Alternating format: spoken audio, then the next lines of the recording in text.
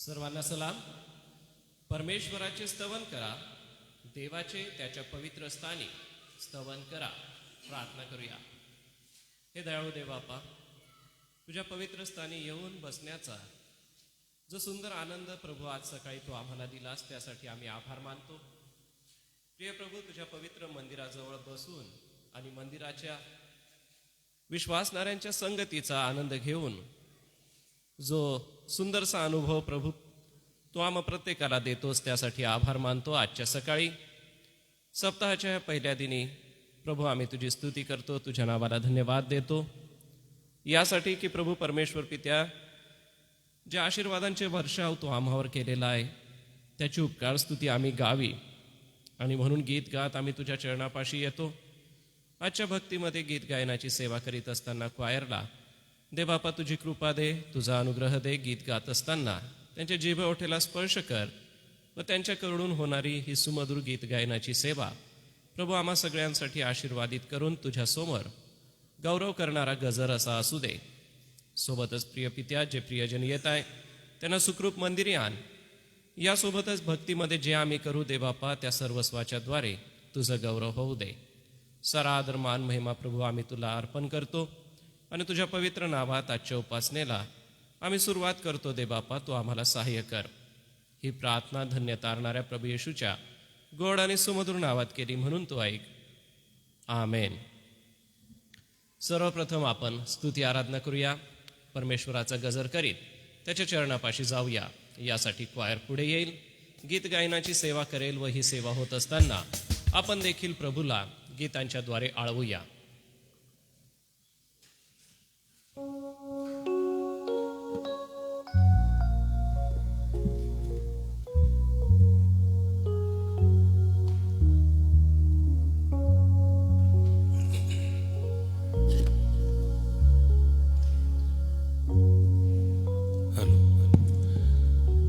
येशूच्या नावात सर्वांना सलाम. आजच्या पवित्र वारी आपण सर्व मिळून प्रभूची स्तुती करूया. काही स्तुती गीतं आहेत, सर्वांच्या परिचयाचे आहेत, तर आपण सर्व मिळून आपल्या जिवंत देवबापाला आळवूया.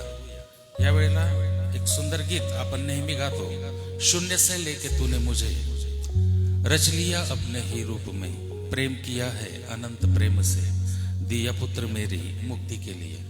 सुंदर गीत आहे. आपण प्रभूची स्तुती करीत हे गीत गाऊया.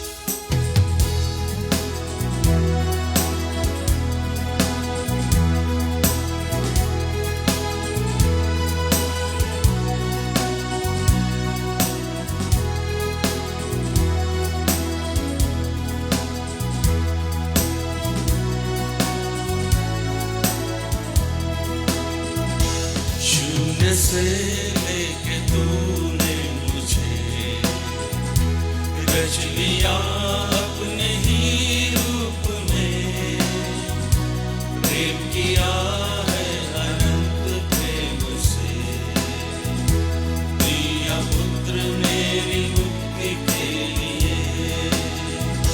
शून्य से लेके तूने मुझे रच लिया अपने ही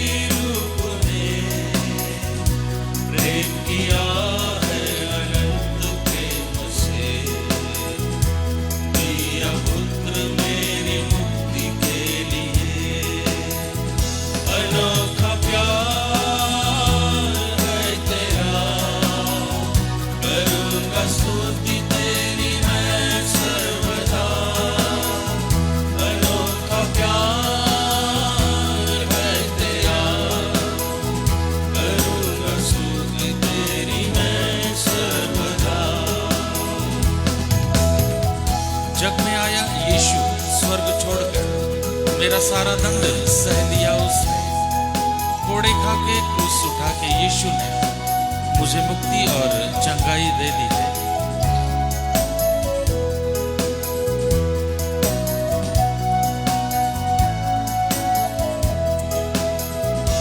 जग में आया यीशु स्वर्ग छोड़कर, मेरा सारा दंड सह लिया उसने।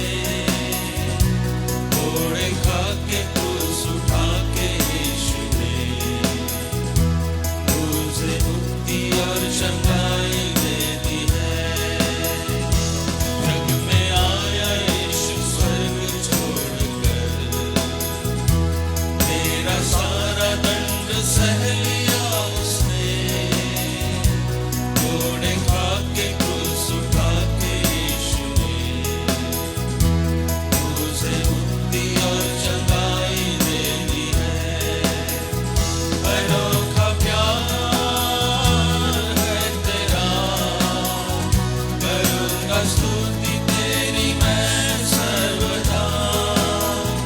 अनोखा प्यार है तेरा, करूँगा स्तुति तेरी मैं सर्वदा। अन्न वस्त्र और सभी आशीषें दी तूने मुझे भरपूरी से। खतरों और सब मुसीबतों में आग की पुतली जैसे संभाला मुझे।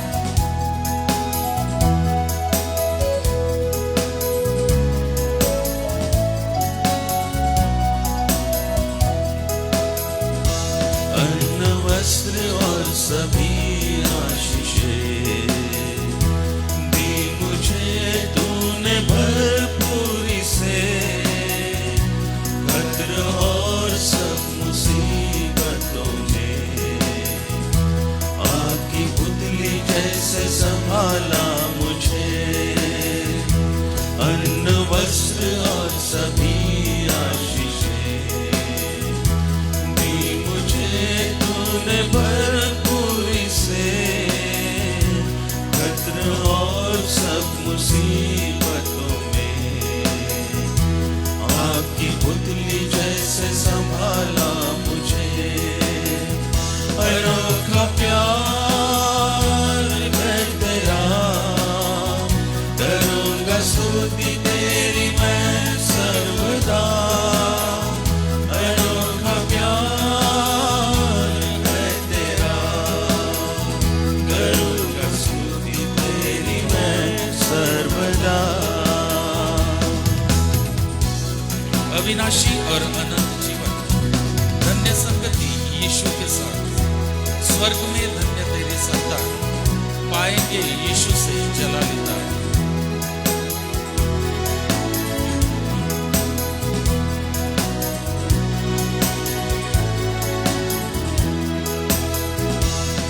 अविनाशी और अनंत जीवन, धन्य संगति यीशु के साथ। स्वर्ग में धन्य तेरी संतान, पाएंगे यीशु से जलालिता। अविनाशी और अनंत जीवन, धन्य संगति यीशु के साथ। स्वर्ग में धन्य तेरी संतान, पाएंगे यीशु से जलालिता।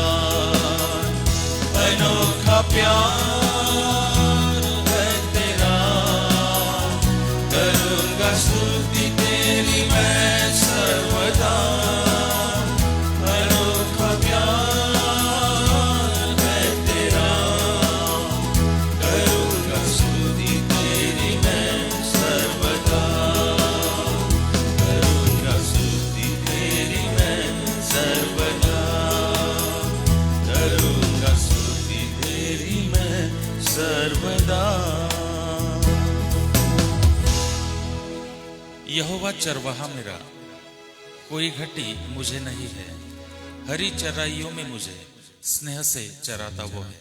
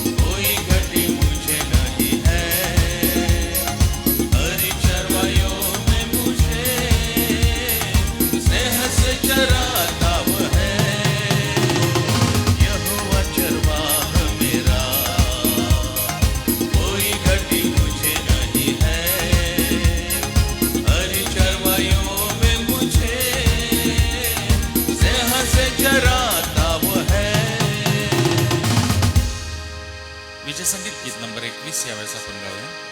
हालेलुया हालेलुया, धन्य प्रभूला, हर्ष भरे मिळून या, स्तवू येशूला.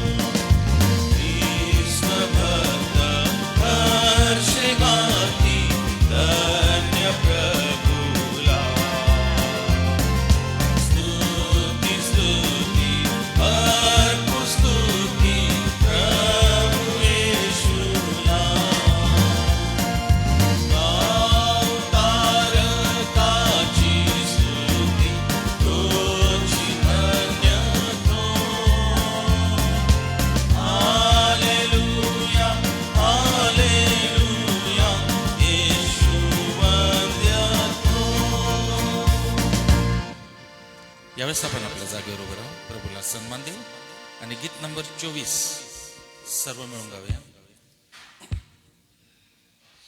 विजय संगीत गीत नंबर 24. प्रभू आम्ही दीन प्राणी तुझ पुढे नमतो.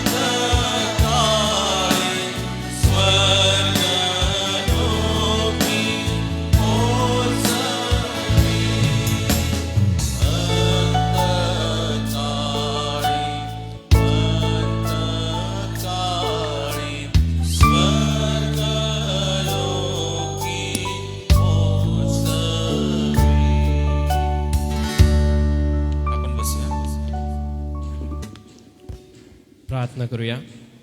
मी हे दयाळू दे बापा, पुन्हा एक वार तुझ्या चरणापाशी येतो. तुझं सहाय्य, तुझी कृपा आणि अनुग्रह आम्ही मागतो. कारण की प्रभू, आजचा दिवस तू आम्हाला उपासनेसाठी एकत्र केलंस. अरे, तुझ्या सानिध्याचा जो आनंद आहे, सहभागितेचा जो आनंद आहे, तो तू आम्हाला देतोस. मंडळीचं एकत्र मिळणं हे आशीर्वादाचं केंद्र आहे, हे आम्ही जाणतो. आणि म्हणूनच दे बापा, उपकार, स्तुती, प्रार्थना, रदबदल्या, स्तोत्रे, गीते आणि आध्यात्मिक कवनं तुम्ही एकमेकांना म्हणून दाखवा. असं जे संत पौल मंडळीला शिकवतो तेच आम्ही एकत्र येऊन करीत आहोत. आणि म्हणूनच दे बापा, आमचं एकत्र मिळणं तुझ्या गौरवाचं असू दे. जे प्रियजन येत आहेत त्यांना सुखरूप मंदिरी आण. तुझ्या पवित्र वचनाची सहभागिता तू दे. सोबतच दे बापा, तुझ्या आत्म्याच्या प्रेरणेने गायलेली ही सर्व गीतं तुझ्यासमोर सादर झालेली आहे. प्रभू, आम्ही भक्तीमध्ये जे करू त्या सर्वस्वाच्याद्वारे केवळ आणि केवळ तुझं गौरव होऊ दे. आणि तुझ्या पवित्र आत्म्याच्या मोकळीकतेने तू आम्हा सगळ्यांना सावरून धर. व होणारं आमचं एकत्र मिळणं, आजची होणारी उपासना प्रभू तुझ्या गौरवाची असो. ही प्रार्थना तारणाऱ्या येशू ख्रिस्ताच्या नावाने केली म्हणून तू ऐक. आमेन. मी सन्मान्य पाळक साहेब आपणाला विनंती करेन, कृपा करून आपण पुढे येऊन बसावं. आणि मंडळी, मी आपणाला विनंती करेन की आपण आपल्या पवित्र शास्त्रात स्तोत्रसंहिता 48 हे आपण काढावं. साम नंबर 48. 48 हे जे स्तोत्र आहे हे कोराहाच्या मुलांचं संगीत स्तोत्र आहे. सियोनाचं सौंदर्य आणि वैभव याबद्दल त्यामध्ये वर्णन केलेलं आहे. म्हणून आज सकाळी आपण स्तोत्रसंहिता 48 याचं वाचन करणार आहोत. आपल्या सगळ्यांना जर मिळालं असेल तर जागेवर उभं राहू, परमेश्वराला सन्मान देऊ. पहिलं वचन मी वाचेल व दुसरं वचन कृपा करून मंडळी आपण वाचायचं आहे. स्तोत्रसंहिता 48. परमेश्वर थोर आहे. आमच्या देवाच्या नगरात, त्याच्या पवित्र डोंगरावर तो स्तुतीस अत्यंत पात्र आहे.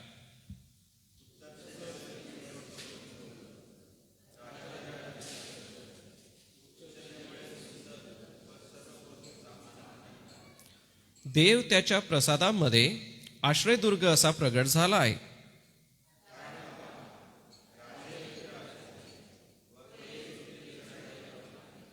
हे नगर पाहताच ते विस्मित झाले व घाबरे होऊन पळत सुटले.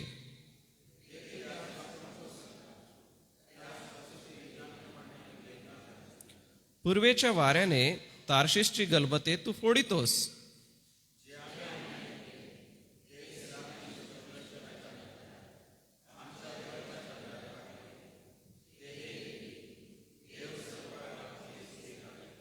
हे देवा, तुझ्या मंदिरात आम्ही तुझ्या वात्सल्याचे चिंतन केले.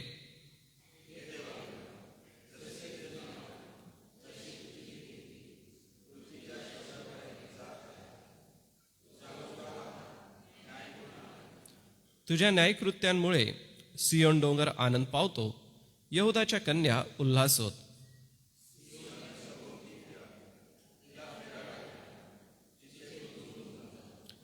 तिच्या कोटाकडे लक्ष द्या, तिच्या प्रसादांमधून फिरा, म्हणजे पुढील पिढीला तिच्याविषयी तुम्हाला सांगता येईल. कारण हा देव आमचा सनातन देव आहे, तो सर्व काळ आमचा मार्गदर्शक. उभे असताना आपण आपला विश्वास जाहीर करूया व प्रेषितांचा मतांगीकार एका सुरात आपण म्हणू.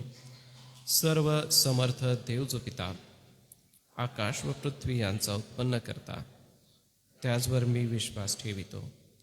आणि त्याचा एकुलता एक पुत्र येशू ख्रिस्त आमचा प्रभू, जो पवित्र आत्म्याच्या योगाने गर्भरूप झाला, कुमारी मरियेच्या उदरी जन्मास आला, पंतई पिलाताच्या वेळेस ज्याने दुःख भोगिले, ज्याला वधस्तंभावर खिळले, जो मरण पावला व ज्याला पुरले, जो मृतलोकात उतरला व तिसऱ्या दिवशी मेलेल्यामधून पुन्हा उठला, स्वर्गात चढला आणि सर्व समर्थ देव जो पिता याच्या उजवीकडे बसला आहे.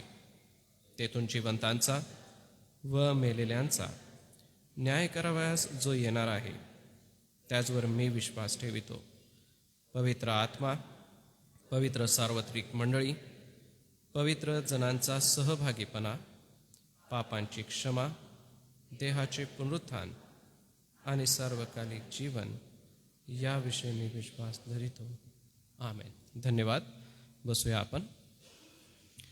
प्रियजन हो, पुन्हा एक वार आपण मध्यस्थी करूया. मध्यस्थीच्या प्रार्थनेमध्ये आपण जाऊया. आपले नित्याचे जे विषय आहेत ते घेत आपण प्रभूला आळवत असताना SAMच्या सेवा कार्यासाठी प्रभूकडे कृपा मागूया. माननीय अध्यक्षा, कार्यकारी संचालक, संस्थेचे विश्वस्त, यासोबतच आपल्या प्रिय मंडळ्या आणि मंडळातलं सेवा कार्य, यासोबतच प्रियजन हो, आम्ही आजारी प्रियजनांची आठवण करूया. प्रभू देवबाप या सर्व प्रियजनांना आरोग्य देव आणि सोबतच आपल्या मंडळीच्या नित्य कार्यक्रमांसाठी देखील आपण प्रभूकडे कृपा मागूया. या सगळ्यांच्या वतीने मी प्रार्थना करतो. आपण आपलं लक्ष प्रभूकडे लावूया. मंडळ्या आहेत, सोबतच वसतिगृह, शाळा आणि आपल्या विविध सेवा कार्याला प्रभू आशीर्वादित करो. प्रार्थना करूया. आमच्या सेनाधीश प्रभू परमेश्वर पित्या, दयाळू देवबापा, जी सुंदरशी वचनं आम्ही वाचली, त्या वचनामध्ये तुझ्या मंदिराचा ध्यास आणि तुझी जी गुणगौरव आहे ती तुझ्या मंदिरात बसून आम्ही गातो, असं हे सुंदरसं गीत आम्हाला शिकवतं. प्रिय प्रभू, तुझ्या मंदिराच्या सहभागितेचा जो आनंद आहे तो अवर्णनीय असा आहे. कारण की ज्या वेळेला दोघे किंवा तिघे एकत्र आहे त्यांच्यामध्ये मी उपस्थित आहे असं तुझं पवित्र वचन म्हणतं. अरे प्रभू, तुझी उपस्थिती ही किती मनाला आनंद देणारी आहे, सांत्वन आणि समाधान देणारी अशी आहे. कारण तू आमचा उद्धार करता, आमचा तारणारा, आमचा प्रभू, ज्याने आम्हास घडवलं, आमच्या मुखामध्ये तू आमच्या नाकपुड्यात श्वास फुंकलास व आमच्या मुखातून तुझी स्तुती तू वधवून घेतोस. प्रिय परमेश्वरा, मनुष्य काय की तू त्याला दर्शन द्यावं असं स्तोत्र करता म्हणतो. एवढंच नव्हे तर प्रभूजी स्तोत्र करता आम्हाला हेही शिकवतो की तू आमचा उत्तम मेंढपाळ आहेस. प्रभू, जीवनामध्ये मृत्यूछायेची दरी असे प्रसंग येतात, परंतु प्रभू त्यामध्ये तुझं वचन आकडी आणि काठीप्रमाणे धीर देणारं असं आहे. आणि म्हणून दे बापा, आज पुन्हा एक वार तुझ्या वचनाचं मनन चिंतन करीत, सोबतच आमच्या प्रार्थना, विनंत्या आणि रदबदल्या तुला सादर करीत, प्रभू तुझी कृपा आम्ही नव्याने मागत आहोत. कारण की आम्ही मनुष्य प्राणी आहोत आणि वेळोवेळी तुझं सहाय्य मागणं आणि तुझ्या पवित्र आत्म्याच्या कृपेमध्ये वाढणं हे आमचं कर्तव्य आहे. संत पौल मंडळीला शिकवत असताना त्यांना म्हणतो की ख्रिस्तामध्ये निवडलेले प्रियजन, प्रिय प्रभू, तू ख्रिस्तामध्ये आम्हाला निवडून घेतलेला आहे. एवढंच नव्हे तर पौलाच्या लिखाणामधून आम्हाला हे दिसून येतं की तो मंडळीतल्या प्रत्येक विश्वासणाऱ्याला स्थिर करत आहे, तुझ्यामध्ये उभं करत आहे. त्याची इच्छा ही आहे की प्रत्येकाने तुझ्यामध्ये बलसंपन्न असं व्हावं. आणि म्हणूनच देवबापा, मंडळीसाठी आणि विश्वासणाऱ्या प्रत्येक व्यक्तीसाठी त्याच्याकडे तुझं पवित्र वचन कशा रीतीने समजून सांगावं याचं कौशल्य तू दिलं होतं. एवढंच नव्हे तर गमलियेच्या पायाजवळ बसून जे ज्ञान त्याने संपादन केलं ते प्रभू अनेकांच्या तारणासाठी कारणीभूत असं झालं. पेत्राने देखील कर्नेल्यासारख्या विदेशी व्यक्तीच्या घरी जाऊन त्याला सुवार्थ सांगितली व त्याच्या घराण्याचा बाप्तिस्मा झाला. प्रिय प्रभू, आमच्या प्रार्थना तुझ्यासमोर सादर होतात हे आम्ही कर्नेल्याच्या जीवनाकडून पाहतो. कारण की त्याला म्हटलं की तुझ्या प्रार्थना व तुझे दानधर्म स्मरण करण्यात आलेले आहेत. प्रिय प्रभू, तू आम्हा प्रत्येकाच्या वैयक्तिक जीवनाकडे बघतो हे आम्हाला आता कळून चुकलेलं आहे. आणि म्हणूनच वैयक्तिक रीतीने आज या सुंदरशा मंदिरामध्ये प्रभू आम्ही बसलेलो असताना आमच्या मनाशी तू बोल, आमच्या मनाशी तू हितगज कर. आम्ही वैयक्तिक रीतीने मनातून केलेल्या प्रार्थना प्रभू तू ऐक. कारण की देवबापा, ऐकू येत नाही इतका तुझा कान मंद नाही आणि उद्धार करवत नाही इतका तुझा हात तोकडा नाही आहे. आणि म्हणूनच देवबापा, आम्ही सियोनेची आठवण करतो, त्यांच्या उद्धाराची आठवण करतो. कारण की प्रभू, स्तोत्र 37 मध्ये ज्या वेळेला त्यांना एका परकीय राष्ट्रामध्ये नेण्यात आलं, त्यांना म्हणू लागले की तुम्ही आपल्या सियोनेचं गीत गाऊन दाखवा. ते म्हणाले की आम्ही अशा दुःखामध्ये परकीय राष्ट्रामध्ये प्रभू तुझं गीत कसं गाणार. परंतु परमेश्वरा, तू अश्रू पुसून हसण्याची संधी देतोस. दयाळू दे बापा, आज पुन्हा एक वार तुझ्या अनंत आशीर्वादांचं आम्ही स्मरण करतो. प्रिय प्रभू, या भूतलावर आज आम्ही आहोत ही तुझी दया आणि तुझी कृपा आहे. आम्हा प्रत्येकाकडे दे बापा तुझ्या योजना आहेत आणि आम्हा प्रत्येकाकडून तुझ्या अपेक्षा सुद्धा आहेत. त्या ह्याच आहेत की तुम्ही जावं आणि तुम्ही फळ द्यावं आणि तुमचं फळ टिकावं हे तुझं वचन म्हणतं. सोबतच दे बापा, आम्ही जर वेलामध्ये राहिलो नाही तर आम्ही फळ देणार नाही हेही आम्ही जाणून आहोत. आणि म्हणून मंडळी रूपी आणि ख्रिस्त रूपी वेलामध्ये आमची वाढ होत असताना आमचं जीवन फलदायी असं होऊ दे. प्रिय प्रभू, मनुष्य स्वभावामध्ये जीवन जगत असताना अनेक गरजा आणि अनेक गोष्टींची पूर्तता आम्हाला हवी आहे. एवढंच नव्हे तर देवबापा, जे काही तू दिलं त्याचा आभार मानणं आणि उपकार स्तुती करणं, हे करण्यासाठी प्रभू आमची ओढ तू उघड. आज प्रभू एसएमच्या सेवा कार्यासाठी आम्ही तुला धन्यवाद देतो व संस्थेच्या माध्यमाने चर्चेसच्या द्वारे व सामाजिक सेवेच्या द्वारे, शैक्षणिक आणि वसतिगृहाच्या सेवेच्या द्वारे प्रभू तू अनेकांना हा लाभ घडू देत आहे, म्हणून आम्ही आभार मानतो. देवबापा, आम्ही प्रार्थना करतो आमच्या अध्यक्ष महोदया, आमचे कार्यकारी संचालक, आमच्या संस्थेचे विश्वस्त आणि यासोबतच विविध पदांवरती प्रभू ही सेवा कार्य करणारे आमचे सर्व प्रियजन. प्रिय प्रभू, आम्ही आमच्या पदाधिकाऱ्यांसाठी तुझ्याकडे शक्ती मागतो, बळ, ज्ञान आणि कृपा मागतो. कारण की प्रभूजी, हे कार्य मोठं असं आहे. तरी ज्याप्रमाणे तू योसेफाला निवडलंस व दुष्काळाच्या त्या वर्षांमध्ये कशी व्यवस्था राखावी जेणेकरून सगळ्या लोकांपर्यंत अन्नाचा कण आणि कण पोचावा, त्याला तू कोठारं बांधण्याची शहाणपणं दिलीस. एवढंच नव्हे तर प्रभू, शेत सारा आणि इतर ज्या गोष्टी असतात त्याचं ज्ञान आणि कसब तू त्याला दिलं. पुढे जर आम्ही वाचत गेलो तर प्रभू परमेश्वर पित्या, आम्हाला यहोशुवाचं जीवन दिसतं की जे अतिशय चाकोरीबद्ध असं होतं, शिस्तबद्ध असं होतं. प्रिय देवबापा, ह्यासाठी की समाजाचं नेतृत्व व्हावं. आणि म्हणूनच देवबापा, जे पदाधिकारी वर्ग तू आम्हाला दिलेले आहेस, त्यांच्या अंगी असलेलं कौशल्य व त्यांच्या अंगी असलेलं ज्ञान व त्यांना दिलेले जे अनुभव आहेत, त्यासाठी आम्ही आभार मानतो. प्रिय परमेश्वर पित्या, आमची प्रार्थना आहे संस्थेची अशीच प्रगती होऊ दे, उन्नती होऊ दे आणि संस्था अशी प्रगतीची वाट चालत असताना पदाधिकारी वर्गांचं सेवा कार्य देवबापा आशीर्वादित कर. त्यांच्या आरोग्यासाठी नेहमीच आम्ही मागत आहोत आणि आज देखील मागतो. चांगला आरोग्य प्रभू आपल्या स्वर्गीय भांडारातून तू पुरव. थंडी वाऱ्याचे दिवस आहेत प्रभू आणि लवकरच आता वातावरण बदलेल. अशा परिस्थितीमध्ये आमच्या पदाधिकारी वर्गांना तू सावाळ, तुझी कृपा दे. तुझ्या पवित्र आत्म्याशी करबी देवबापा, तू त्यांच्याशी बोल आणि तुझे जे संकल्प मंडळीसाठी, समाजासाठी आहे देवबापा, ते तू त्यांना विदित कर. सोबतच देवबापा, आम्ही मंडळांसाठी आभार मानतो, तुझी स्तुती करतो. कारण की प्रभू, या मंडळ्या तुझ्या आहेत. मंडळीतला प्रत्येक सभासद तुझा आहे आणि मंडळीतला प्रत्येक सभासद स्थिर व्हावा, तुझ्यामध्ये वाढत जावा, खरा ख्रिस्त त्यांना समजावा व ख्रिस्ताशी वैयक्तिक नातं प्रत्येक सभासदाने जोडलं जावं, यासाठी प्रयत्नशील असलेली मंडळी आणि मंडळीचे पदाधिकारी वर्ग. आम्ही मंडळीच्या सर्व पाळक वर्गांसाठी, सुवार्थिक वर्गांसाठी प्रार्थना करतो. मंडळीचे अध्यक्ष महोदय, मंडळीचे सचिव, मंडळीचे खजिनदार आणि मंडळीचं समर्पित असं पंचमंडळ. देवबापा, सगळ्यांसाठी आमची प्रार्थना आहे. कारण की मंडळीसाठी ज्या योजना आखल्या जातात त्या राबवण्याचं मोठं कार्य प्रभू ह्या प्रियजनांच्या खांद्यावर आहे. एवढंच नव्हे तर मंडळीमध्ये घडणाऱ्या प्रत्येक गोष्टीचा लेखाजोखा ठेवणं हे देवबापा मंडळीच्या पदाधिकारी वर्गांकडे आहे, जेणेकरून पुढच्या पिढीला त्याची साक्ष मिळावी. ज्या वेळेला आम्ही जुन्या पाळक वर्गांविषयी ऐकतो देवबापा, आमच्या मनाला एक स्फुरण येतं, एक स्फूर्ती येते. खरं समर्पणाने प्रभू त्यांनी तुझं गौरवी सेवा कार्य तयार केलं आणि त्यांनी जे सेवा कार्य आरंभलं आज ते आमच्यापर्यंत आलेलं आहे आणि आता आम्हाला ते पुढच्या पिढीला द्यायचं आहे. प्रभू, असं असताना आम्ही प्रार्थना करतो, जरी ते प्रभूमध्ये झोपी गेले असले तरी परमेश्वर पित्या, त्यांचं सेवा कार्य हे आजही जिवंत आहे व बोलतच आहे. सोबतच देवबापा, आम्ही शाळेसाठी तुला धन्यवाद देतो, तुझी आम्ही स्तुती करतो व शाळेच्या माध्यमाने होत असलेल्या अध्ययन सेवा कार्याला प्रभू तू आशीर्वादित करावं अशी विनंती करतो.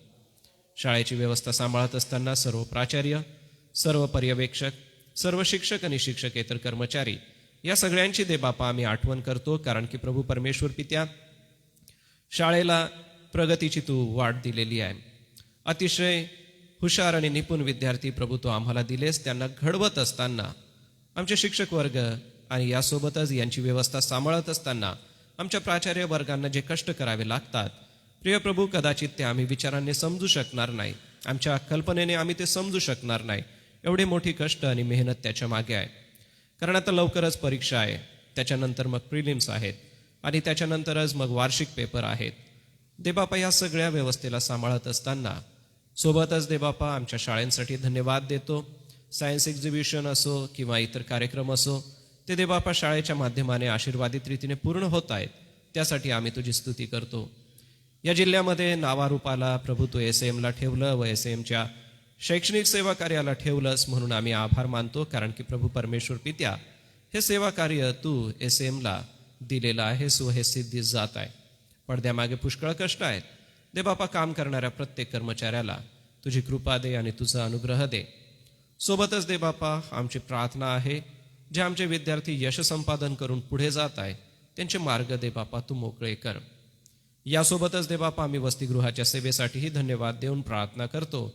वसतिगृहात सेवा करणाऱ्या प्रत्येक कर्मचाऱ्याला दे बापा तुझी कृपा दे, अनुग्रह दे.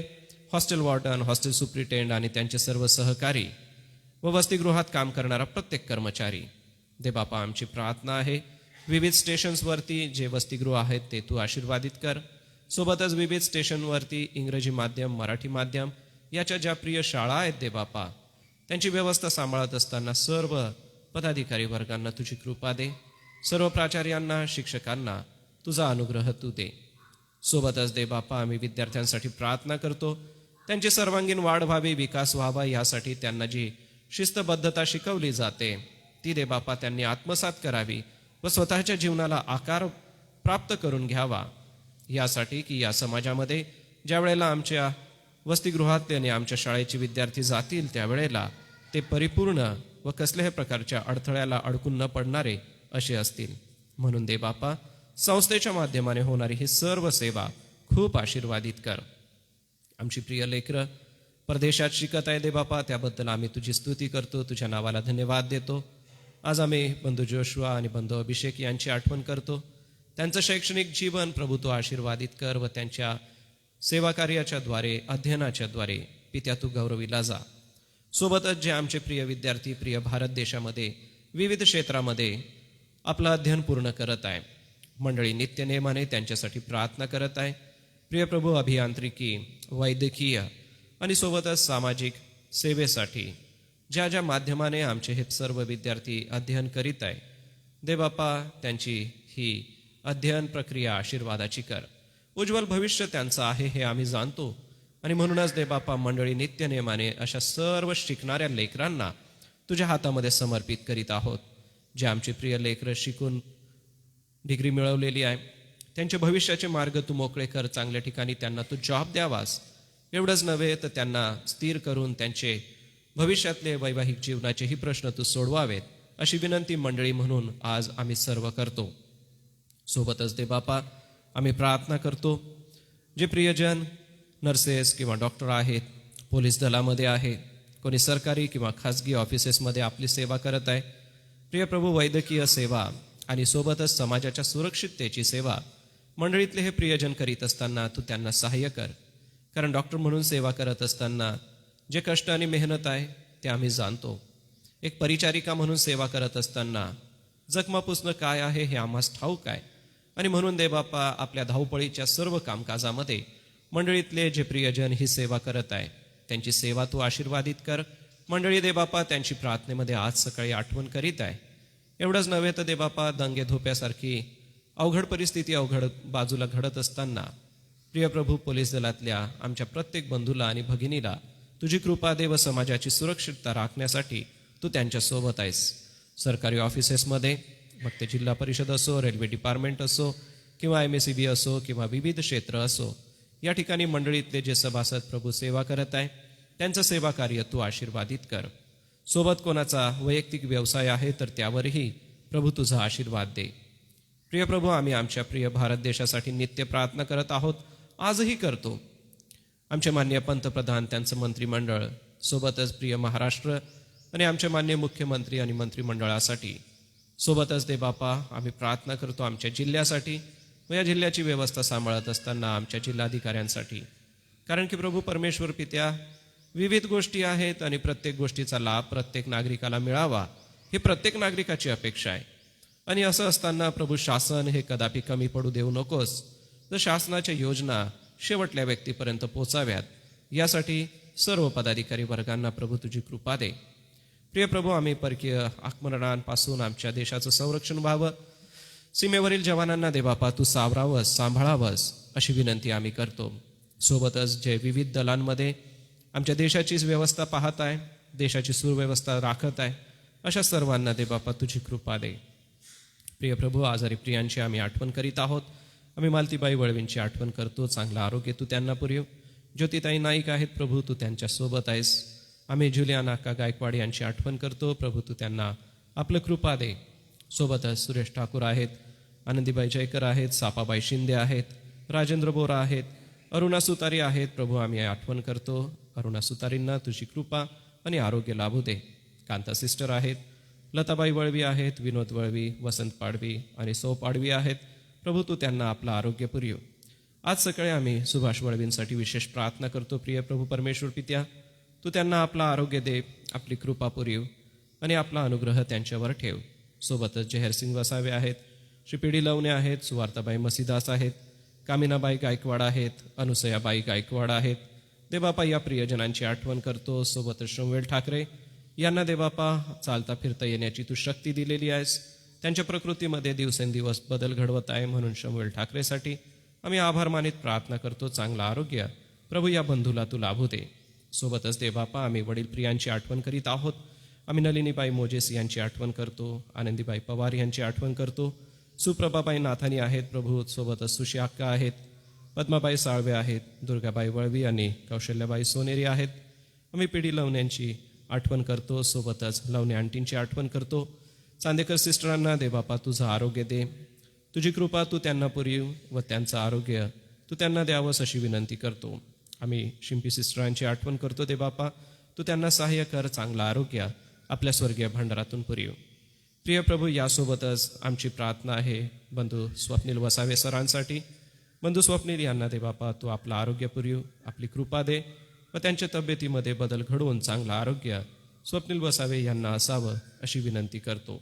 सोबतच आम्ही संजोग कालू यांची आठवण करतो. पित्या, जे आरोग्य तू त्यांना देत आहे, त्यांच्या तब्येतीमध्ये दे बापा जो चांगला बदल तू घडवत आहे, त्यासाठी आम्ही आभार मानतो आणि प्रार्थना करतो. चांगलं आरोग्य तू त्यांना पुरव.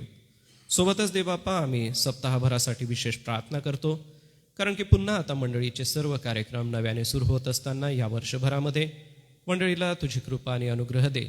मागील सप्ताहामध्ये साखळी प्रार्थनेच्या द्वारे दे बापा तू सगळ्यांना सावरून धरलंस, उचलून धरलंस. प्रत्येकाने केलेल्या प्रार्थना प्रभू तुझ्यासमोर सादर झालेल्या आहे असा आमचा दृढ विश्वास आहे. आणि म्हणून दे बापा आमच्या सर्व प्रार्थनेचे विषय आशीर्वादित केले. साखळी प्रार्थना आशीर्वादित झाली म्हणून आम्ही आभार मानतो. सोबत प्रार्थना करतो या सप्ताहभरामध्ये जेही कार्यक्रम मंडळीसाठी आहे दे बापा ते तू आशीर्वादित कर. या पलीकडे दे बापा अजून ज्या प्रार्थना विनंती आहे त्या सगळ्या प्रभू तू ऐक आणि त्यानुसार आम्हास उत्तर दे. सारा आदर मान महिमा प्रभू तुला असो. आजचं होणारी वचनाची सेवा देखील प्रभू तू आशीर्वादित कर व भक्तीमध्ये जे आम्ही करू त्याद्वारे तू गौरविला जा. सारा आदर मान महिमा तुला देतो. यासोबतच आजूबाजूच्या मंडळांमध्ये जे मेळावे या दिवसांमध्ये घेतले जाणार आहेत, आत्मिक जागृती सभा होणार आहेत, त्यांच्यासाठीही प्रभू आम्ही प्रार्थना करतो.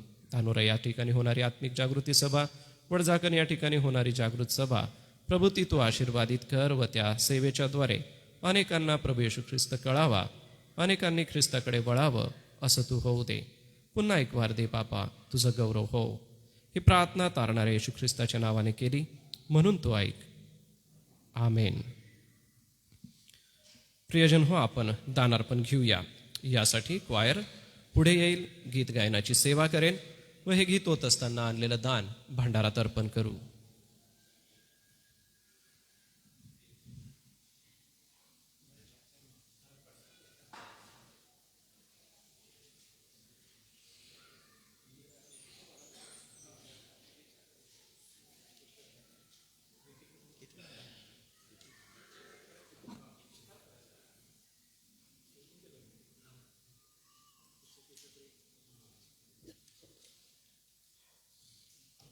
विजय संगीत गीत नंबर 173 यावेळेस आपण काढूया.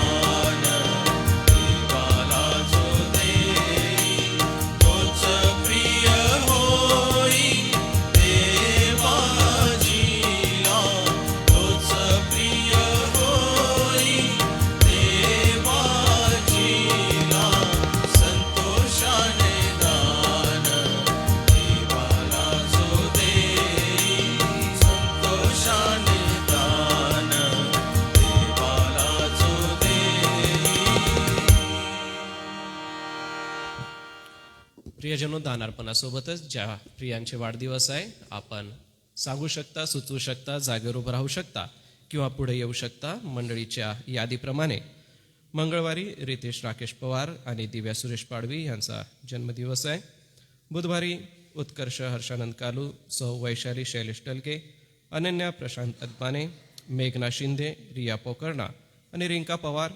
सोबतच गुरुवारी श्रीमती मीनाबाई सोनेरी, शुक्रवारी शारदा प्रकाश जानवे, सौ संजया वळवी शिरसाट, समरीन शोवेल चोपडे आणि शनिवारी श्रीमती अरुणा सुतारी या प्रियजनांचा वाढदिवस आहे. मंडळीच्या वतीने आपणाला शुभेच्छा देतो आणि यासोबतच श्रीमती अरुणा सुतारी यांच्याकडून वयवर्ष 80 होत आहेत त्याच्याबद्दल उपकार स्तुतीचं दान दिलेलं आहे. प्रभुदेव बाप त्यांना सहाय्य करो, आरोग्य देव. वयवर्ष 80 पूर्ण होत असल्याने त्यांनी उपकार स्तुती दिली आहे. सोबतच शैलेश जांबिलसा यांच्याकडून दशमांश आहे. मेघना शिंदे यांच्याकडून वाढदिवसानिमित्ताचं उपकार स्तुतीचं दान आहे. राकेश राजू पेंढारकर यांच्याकडून दशमांश आहे. सोबतच सौ उषा सुरेंद्र वळवी यांच्याकडून दशमांश आहे. मोनाली ठाकूर बेथल कॉलनी यांच्याकडून दशमांश आहे. परिणिती बेबी ठाकूर बेथल कॉलनी यांच्याकडून दशमांश आहे. सोबतच मंदाकिनी सुभाष मेश्राम सोनेरी राहणार बेथल कॉलनी यांच्याकडून दशमांश आहे. तो मी प्रभूच्या भांडारात अर्पण करतो. मी सन्माननीय रेव्हरंड जयेश पठारे पाळक साहेब आपणाला विनंती करेन जन्मदिनासाठी आणि सोबतच दानार्पणासाठी जी दशमांश आणि उपकार स्तुती दिलेली आहे त्यासाठी पुढे येऊन आपण प्रार्थना करावी.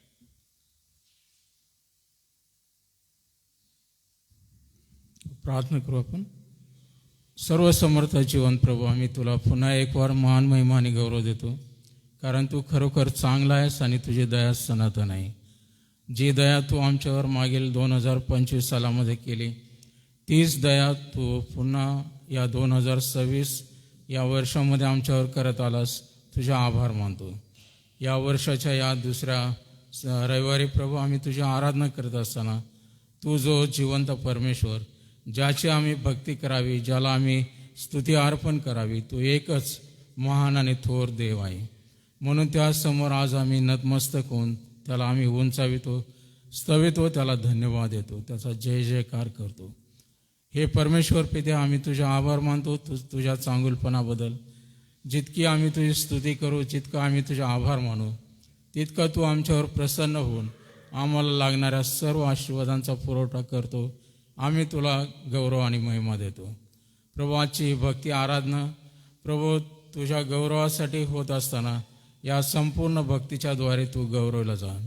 जी गीतं कॉयरने गायलेली आहेत त्यांच्या समोर मंडळी म्हणून आम्ही सर्वांनी तुझी स्तुती केलेली आहे, ती देखील तू मान्य कर. आणि आज प्रभू जो आमच्यासाठी आशीर्वाद तू राखून ठेवलेला आहे त्याची प्राप्ती आम्हाला होते.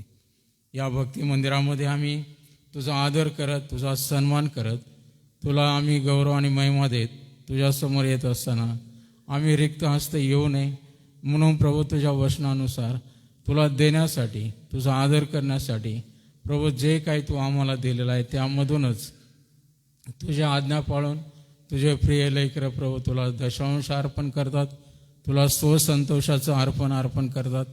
एवढंच नव्हे तर देवापा त्यांच्या कमाईला बरकत दिलीस आणि जे काही तू त्यांना दिलेलं आहे त्यामधून त्यांनी तुला जे भांडारात अर्पण आणलेलं आहे आम्ही ते तुझ्या चरणापाशी ठेवतो. प्रभू त्याचा तू स्वीकार कर आणि ज्यांनी दिलं त्यांना अधिक आशीर्वाद दे.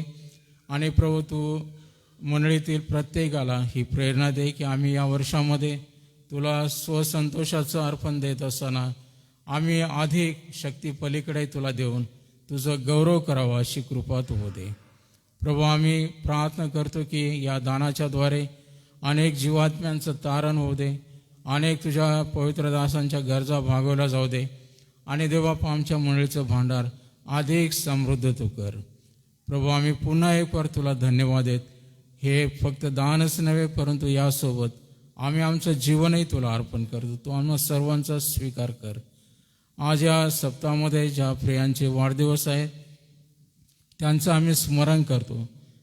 रितेश राकेश पवार, दिव्या सुरेश पाडवी, उत्कर्ष हर्षानंद कालू, सौ वैशाली शैलेश डलगे, अनन्या प्रशांत अदमाने, मेघना शिंदे, रिया पोकर्णा, रिंका पवार, शारदा प्रकाश जानवे, श्रीमती मीनाबाई सोनेरी, सौ संजय वळवी शिरसाट, समरीन शमल चोपडे, श्रीमती अरुणा सुतारी या सर्व प्रियजनांबद्दल आम्ही तुला धन्यवाद देतो. प्रभू, तू त्यांच्यावर दया केलीस, कृपा केली आणि हे आणखी वर्ष पाहण्याची संधी दिली, याबद्दल आम्ही तुझा आभार मानतो. जसं मागील वर्षभर तू या सर्वांचा सांभाळ केला, या वर्षामध्ये देखील तू त्यांचा प्रतिपाळ कर. हे वर्ष या सर्वांसाठी आशीर्वादाचं होते आणि प्रभू, प्रत्येकाला दीर्घायू देऊन या वर्षामध्ये या सर्वांच्याद्वारे तू गौरवलं जा. हे प्रभू, आज आम्ही आमची बहीण अरुणाबाई सुतारी यांची आठवण करतो. 80व्या वर्षामध्ये त्यांनी पदार्पण केलेलं आहे आणि हे उर्वरित आयुष्य तुझ्या गौरवासाठी प्रभू त्यांनी देऊन तुला गौरव द्यावा अशी कृपा तू हो दे. म्हणून त्यांच्यावरही विशेष कृपा कर अशी आम्ही प्रार्थना करतो. जे वचन आज तुझ्या दासाच्याद्वारे आमच्याकडे येणार आहे ते आम्हा सर्वांसाठी आत्मा आणि जीवन हो दे. या वचनाच्याद्वारे तू आमची भेट घे आणि देवबापा तू आम्हाला पवित्र आत्म्याच्याद्वारे मार्गदर्शन कर. आजची सर्व भक्ती आराधना आम्ही सर्व तुझ्या हातात पडतो. तारणाऱ्या प्रभू येशूच्या नावाने मागतो म्हणून तो ऐक. आमेन.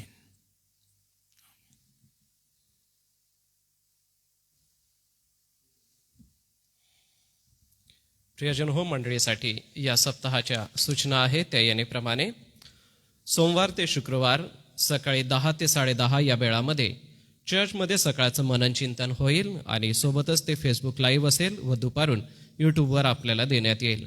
ज्यांना वाटतं की सकाळी 10 ते 10:30 चर्चमध्ये येऊन बसावं, प्रार्थना करावी, आपण येऊ शकता किंवा ऑनलाईनसुद्धा या मननचिंतनाचा लाभ घेऊ शकता.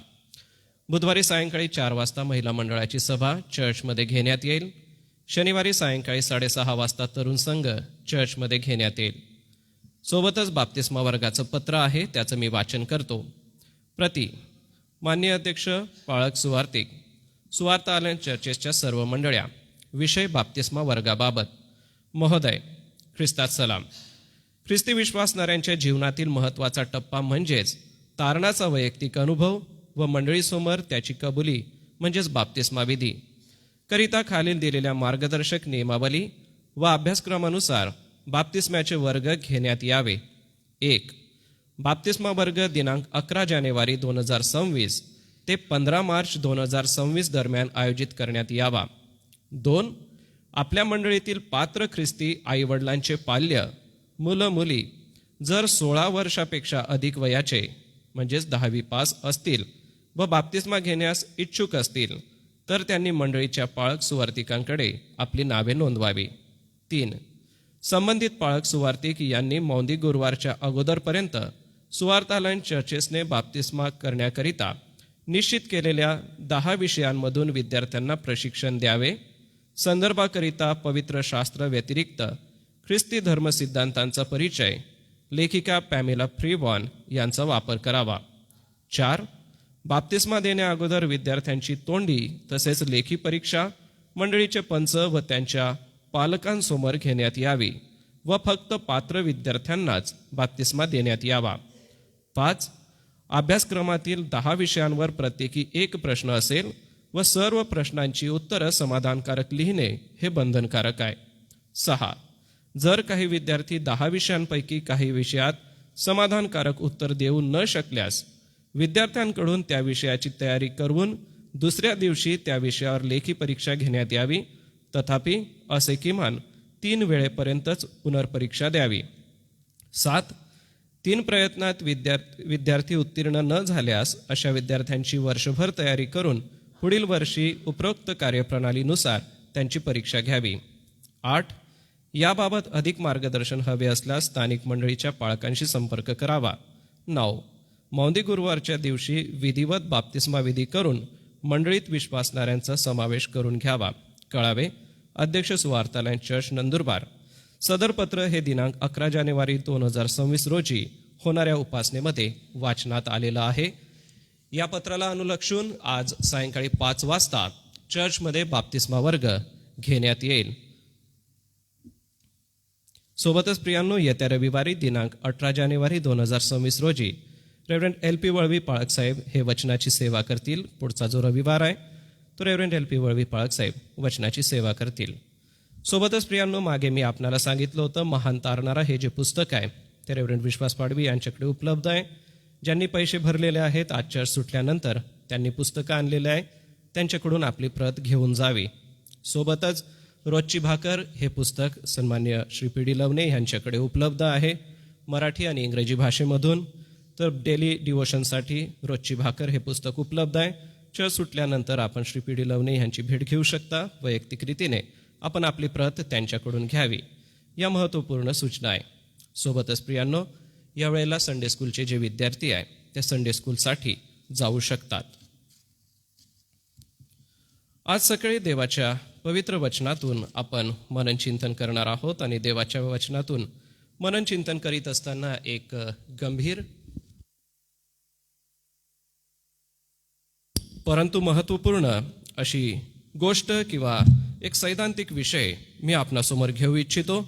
कारण की प्रियजन हो, आपण विश्वासणारे आहोत आणि विश्वासणारे म्हणून जीवन जगत असताना किंवा ख्रिस्ती व्यक्ती म्हणून जीवन जगत असताना काही गोष्टींचं ज्ञान पवित्र शास्त्रातून आपल्याला असावं हे महत्त्वाचं आहे. आणि म्हणून आजचा जो आपला विषय असणार आहे तो असणार आहे दुःखामध्ये परमेश्वराचं सांत्वन. मग दुःखामध्ये जे परमेश्वराचं जे सांत्वन आहे, हे दुःखामध्ये परमेश्वराचं जे सांत्वन आहे हे कशा पद्धतीने असतं आणि दुःख हे मानवाच्या जीवनामध्ये कशा पद्धतीने येतं. सगळ्यात महत्त्वाचं म्हणजे मनुष्याच्या जीवनामध्ये दुःखाचा सगळ्यात मोठा आघात हा मरणाच्या द्वारे होत असतो. आणि मरणाच्या द्वारे झालेला जो आघात आहे किंवा झालेलं जे दुःख आहे ते दुःख नेमकं काय आहे, किंवा पवित्र शास्त्रानुसार प्रत्येक ख्रिस्ती व्यक्तीने अशा प्रसंगाला कसं सामोरं जायला पाहिजे, याचं पवित्र शास्त्रातून आपल्याला अतिशय सोप्या पद्धतीने सांगण्याचा मी प्रयत्न करेन. प्रियजनो, दुःख ज्या वेळेला हा शब्द आपण ऐकतो त्यावेळेला आपल्याला वेदना डोळ्यासमोर दिसतात, आपल्याला अश्रू डोळ्यासमोर दिसतात, किंवा दुःख झालेला जो व्यक्ती आहे तो बोलण्यासाठी देखील त्याच्याकडे शब्द नसतात, किंवा आमचं विचार कुठंतरी थांबून गेलेले असतात. ज्या वेळेला एखादी अप्रिय घटना आपण ऐकतो आणि अशी अप्रिय घटना ऐकल्यानंतर आम्हाला सुचत नाही की काय करावं. जे मनसोपचार तज्ज्ञ आहेत ते असं म्हणतात की दुःख ही एक नैसर्गिक घटना आहे जी मानवाच्या जीवनामध्ये घडत असते. ही दुःख जे आहे ते आमच्या जीवनामध्ये नैसर्गिक रीतीने आहे, परंतु दुःख हे सर्व काळासाठी नाही असं पवित्र शास्त्र सांगतं. बघा, पवित्र शास्त्राचा दृष्टिकोन दुःखाबद्दल काय आहे तर योहान 16:33 हे वाचूया. काही वचनं प्रियांनो मी आज आपणाला वाचायला लावणार आहे. कृपा करून आपण आपलं पवित्र शास्त्र उघडं ठेवा. योहानाचा जर आपण 16वा अध्याय काढला तर 33व वचन आम्हाला काय म्हणतं ते ऐका. योहान 16 आणि वचन 33. माझ्या ठायी तुम्हाला शांती मिळावी म्हणून मी तुम्हाला या गोष्टी सांगितल्या आहेत. जगात तुम्हाला क्लेश होतील तरी धीर धरा, मी जगाला जिंकले आहे. याचा अर्थ प्रियांनो, मृत्यू ही सत्यता आहे, ती टाळता येणार नाही. प्रत्येक मानवाच्या जीवनामध्ये ती घडते आणि मानवाच्या जीवनामध्ये ती घडणारच आहे. परंतु ह्या जगामध्ये राहत असताना हे क्लेश होतील, दुःख होईल, आणि हे जे क्लेश आहे ते आमच्या जीवनामध्ये निराशा घेऊन येतं, नैराश्य घेऊन येतं. आणि हे जे निराश्य आहे हे निराश्य कधी कधी संपत नाही, आपोआप ते आम्हाला मागे खेचतं. परंतु पवित्र शास्त्र आम्हाला ह्या दुःखाची स्पष्ट कल्पना देतं की ती सत्यता आहे, ते होणारच आहे, ते घडणारच आहे. परंतु अशा दुःखाच्या परिस्थितीमध्ये देव आमच्या सोबत असतो हे आपण कदापि विसरू नये. का तो आमच्या सोबत असतो तर स्तोत्रकर्ता स्तोत्र 34 आणि वचन 8 मध्ये आम्हाला म्हणतो की तो आमच्या जवळ आहे. कृपा करून आपण स्तोत्र 34 आणि वचन 8 हे सुद्धा वाचून घेऊया. 34वा स्तोत्र आणि वचन 8. परमेश्वर किती चांगला आहे याचा अनुभव घेऊन पहा, जो त्याच्यावर भाव ठेवतो तो पुरुष धन्य. ह्याचा अर्थ आमच्या प्रभूवरती जो भाव ठेवतो तो पुरुष धन्य आहे. प्रियांनो, ज्या वेळेला अशा घटनेला आपण सामोरं जातो विश्वासणारे म्हणून, मंडळीतले सभासद म्हणून, त्यावेळेला एक गोष्ट लक्षात ठेवा की प्रभू आमच्या सोबत आहे. दुसरी गोष्ट ही लक्षात ठेवा की या जगात राहत असताना हे क्लेश होतील असं येशू ख्रिस्ताने अगोदरच आम्हाला सांगितलेलं आहे. कारण आम्ही मनुष्य स्वभावामध्ये आहोत, आमच्या भावना आहेत, आमचे विचार आहेत, आमचं प्रेम आहे एकमेकांवरती, एकमेकांचा आदर आमच्या जीवनामध्ये आहे. त्याच्यामुळे आम्हाला वेदना होतात, परंतु या वेदनेमध्ये प्रभू आम्हाला सोडत नाही. देवाचं वचन स्पष्टपणे म्हणतं की परमेश्वर किती चांगला आहे याचा अनुभव घेऊन पहा. जो व्यक्ती त्याच्यावर भाव ठेवतो तो धन्य आहे. आज आम्हाला ही धन्यता का मिळाली? कारण की आमच्या सोबत प्रभू आहे. प्रियांनो, पवित्र शास्त्र अजून थोडंसं आपण खोल वाचत गेलो तर आम्हाला अजून फार सुंदर गोष्टी शिकायला मिळतात. तर मरण हा शेवट नाही आहे. प्रियांनो, ख्रिस्ती विश्वासणाऱ्या व्यक्तीने कधीही या गोष्टीकडे असं बघू नये की मरण हा शेवट आहे. जसं की प्रभू येशू ख्रिस्ताने मार्था आणि मरिया संगती बोलत असताना सांगितलं. हेही वचन वाचून घेऊ. योहान 11:25. योहान 11:25. येशूने तिला म्हटले, पुनरुत्थान व जीवन मीच आहे. जो माझ्यावर विश्वास ठेवतो तो मेला असला तरी जगेन. पुनरुत्थान आणि जीवन आमचा प्रभू येशू ख्रिस्त आहे. आणि प्रभू येशू ख्रिस्त पुनरुत्थान व जीवन असताना आम्हाला ती धन्य आशा आहे. प्रियांनो, या ठिकाणी मला कोणाच्या भावना दुखवायच्या नाही आहे, कोणाला वाईट वाटेल असं बोलायचं नाही आहे. परंतु मंडळीचं पाळक या नात्याने मला आपणाला ही सत्यता सांगायची आहे पवित्र शास्त्रामधून की प्रियांनो, दुःख होतं ते तर आमच्या क्लेशाचा एक भाग आहे. आणि या दुःखामध्ये देव आम्हाला सोडत नाही, देव आमच्या सोबत राहतो. मग असं असताना मरण हा आमचा शेवट नाही आहे. विश्वासणाऱ्यांसाठी मरण हा शेवट नाही आहे, तर ती एक ताटातूट आहे. आमच्यापासून ते काही वेळ वेगळे राहतील. आणि ज्या वेळेला पहिलं पुनरुत्थान होईल, आमचा ख्रिस्त ज्या वेळेला येईल, त्यावेळेला आमचे झोपी गेलेले प्रियजन आम्हाला भेटतील. हे आपण विसरू नये. पवित्र शास्त्रामधून काही वचनं वाचून मी आपणाला ती सत्यता दाखवणारच आहे.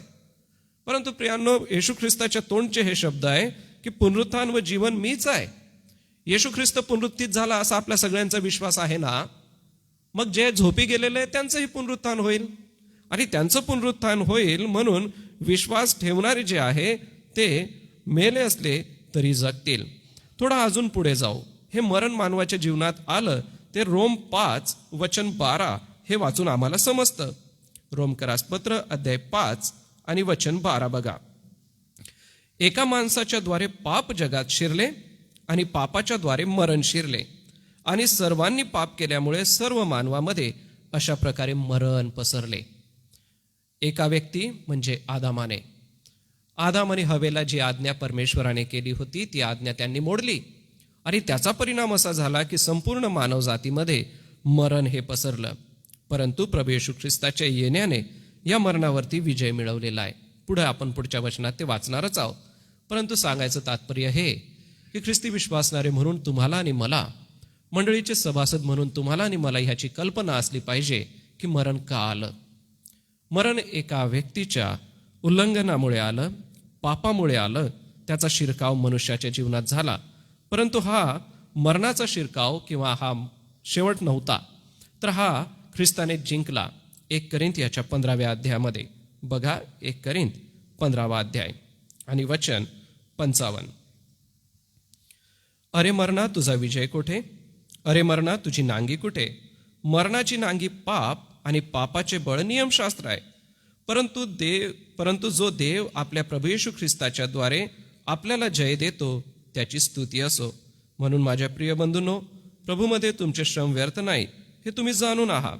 म्हणून तुम्ही स्थिर व अढळ व्हा आणि प्रभूच्या कामात सर्वदा अधिकाधिक तत्पर असा. वचन 55 बघा. स्पष्टपणे म्हणतं की तुझा विजय कुठे आहे, तुझी नांगी काय आहे. वचन 56 म्हणतं की मरणाची नांगी पाप आहे आणि पापाचं बळ नियमशास्त्र आहे. 57 वचन फार सुंदर आहे की प्रभू येशू ख्रिस्ताच्या द्वारे आपल्याला जय देतो त्याची स्तुती असो. याचा अर्थ प्रभू येशू ख्रिस्त वधस्तंभावर मारला गेला. प्रभू येशू ख्रिस्त 3ऱ्या दिवशी पुनरुत्थित झाला आणि आता प्रभू येशू ख्रिस्त स्वर्गीय पित्याच्या उजवीकडे बसलाय. जसा प्रभू येशू ख्रिस्त पुनरुत्थित झाला तसा प्रत्येक विश्वासणारा पुनरुत्थित होईल हे आपण समजून घ्यावं. आणि प्रत्येक विश्वासणारा हा पुनरुत्थित होईल तर ही विचाराने हे कल्पना आम्हाला फार प्रेमाची आहे, जवळची आहे. पुन्हा एक वार मी सांगू इच्छितो प्रियांनो, आपलं मन व्याकुळ होऊ देऊ नका. तर ही जी थोड्या वेळेची ताटातूट आहे त्याकडे बारकाईने बघा. आता या ठिकाणी अजून एक महत्वपूर्ण गोष्ट आम्हाला पाहायला मिळते की मरणानंतर नेमकं काय होतं, विश्वासणाऱ्यांचं काय होतं. तर मरणानंतर विश्वासणारा हा सुख लोकात असतो असं पवित्र शास्त्र शिकवतं. त्यासाठी आपण लूकाचा 23वा अध्याय बघूया. लूक 23वा अध्याय बघा आणि वचन 43 बघा. येशू त्याला म्हणाला, मी तुला खचित सांगतो, तू आज मजबरोबर सुखलोकात असशील. आता हे जे सांगितलेलं आहे, तू आज मजबरोबर सुखलोकात असशील, हे दोन चोर जे अवतीभोवतीला होते त्यापैकी एकाने पश्चाताप केला आणि म्हटला की तू राजभवने येशील तेव्हा माझी आठवण कर. आणि तो म्हणतो की आज तू मजबरोबर सुखलोकात असशील. प्रियांनो, सोबतच 43 वचन पहा. या अध्यायामधून 43 आपण बघितलेलंच आहे. सोबतच 2 करिंथ 5 अध्याय बघा. 2 करिंथ 5 अध्याय आणि वचन 8 ते 10. आम्ही धैर्य धरतो आणि शरीरापासून दूर जाऊन गृहसहवास गृहण करावे हे आम्हाला अधिक बरे वाटते. म्हणून आम्ही गृहवासी असलो किंवा दूर असलो तरी त्याला संतुष्ट करण्याची आम्हाला हौस आहे. कारण आपणा सर्वांना ख्रिस्ताच्या न्यायासनासमोर खऱ्या रूपाने प्रगट झाले पाहिजे, यासाठी की प्रत्येकाला त्याने केलेल्या देहाच्या गोष्टीचे फळ मिळावे, मग ते बरे असो किंवा वाईट असो. आता हे जे सांगितलेलं आहे हे सुखलोकामध्ये असल्यानंतरची प्रक्रिया आहे.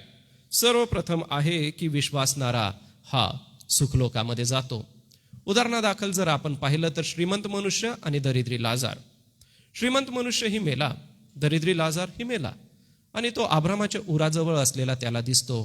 परंतु श्रीमंत मनुष्य वेदनेमध्ये आहे, विस्तवामध्ये आहे, त्याला तहान लागलेली आहे.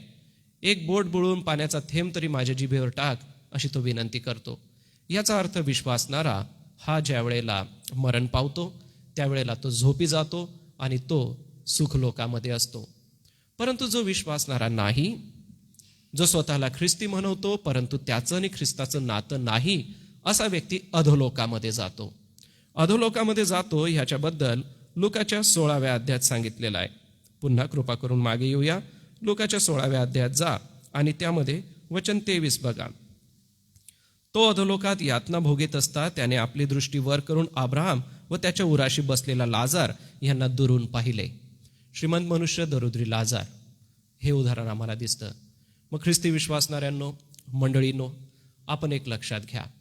मनुष्य जर येशू ख्रिस्तावर विश्वास ठेवणारा असेल आणि तो मरण पावला तर तो सुखलोकात जातो.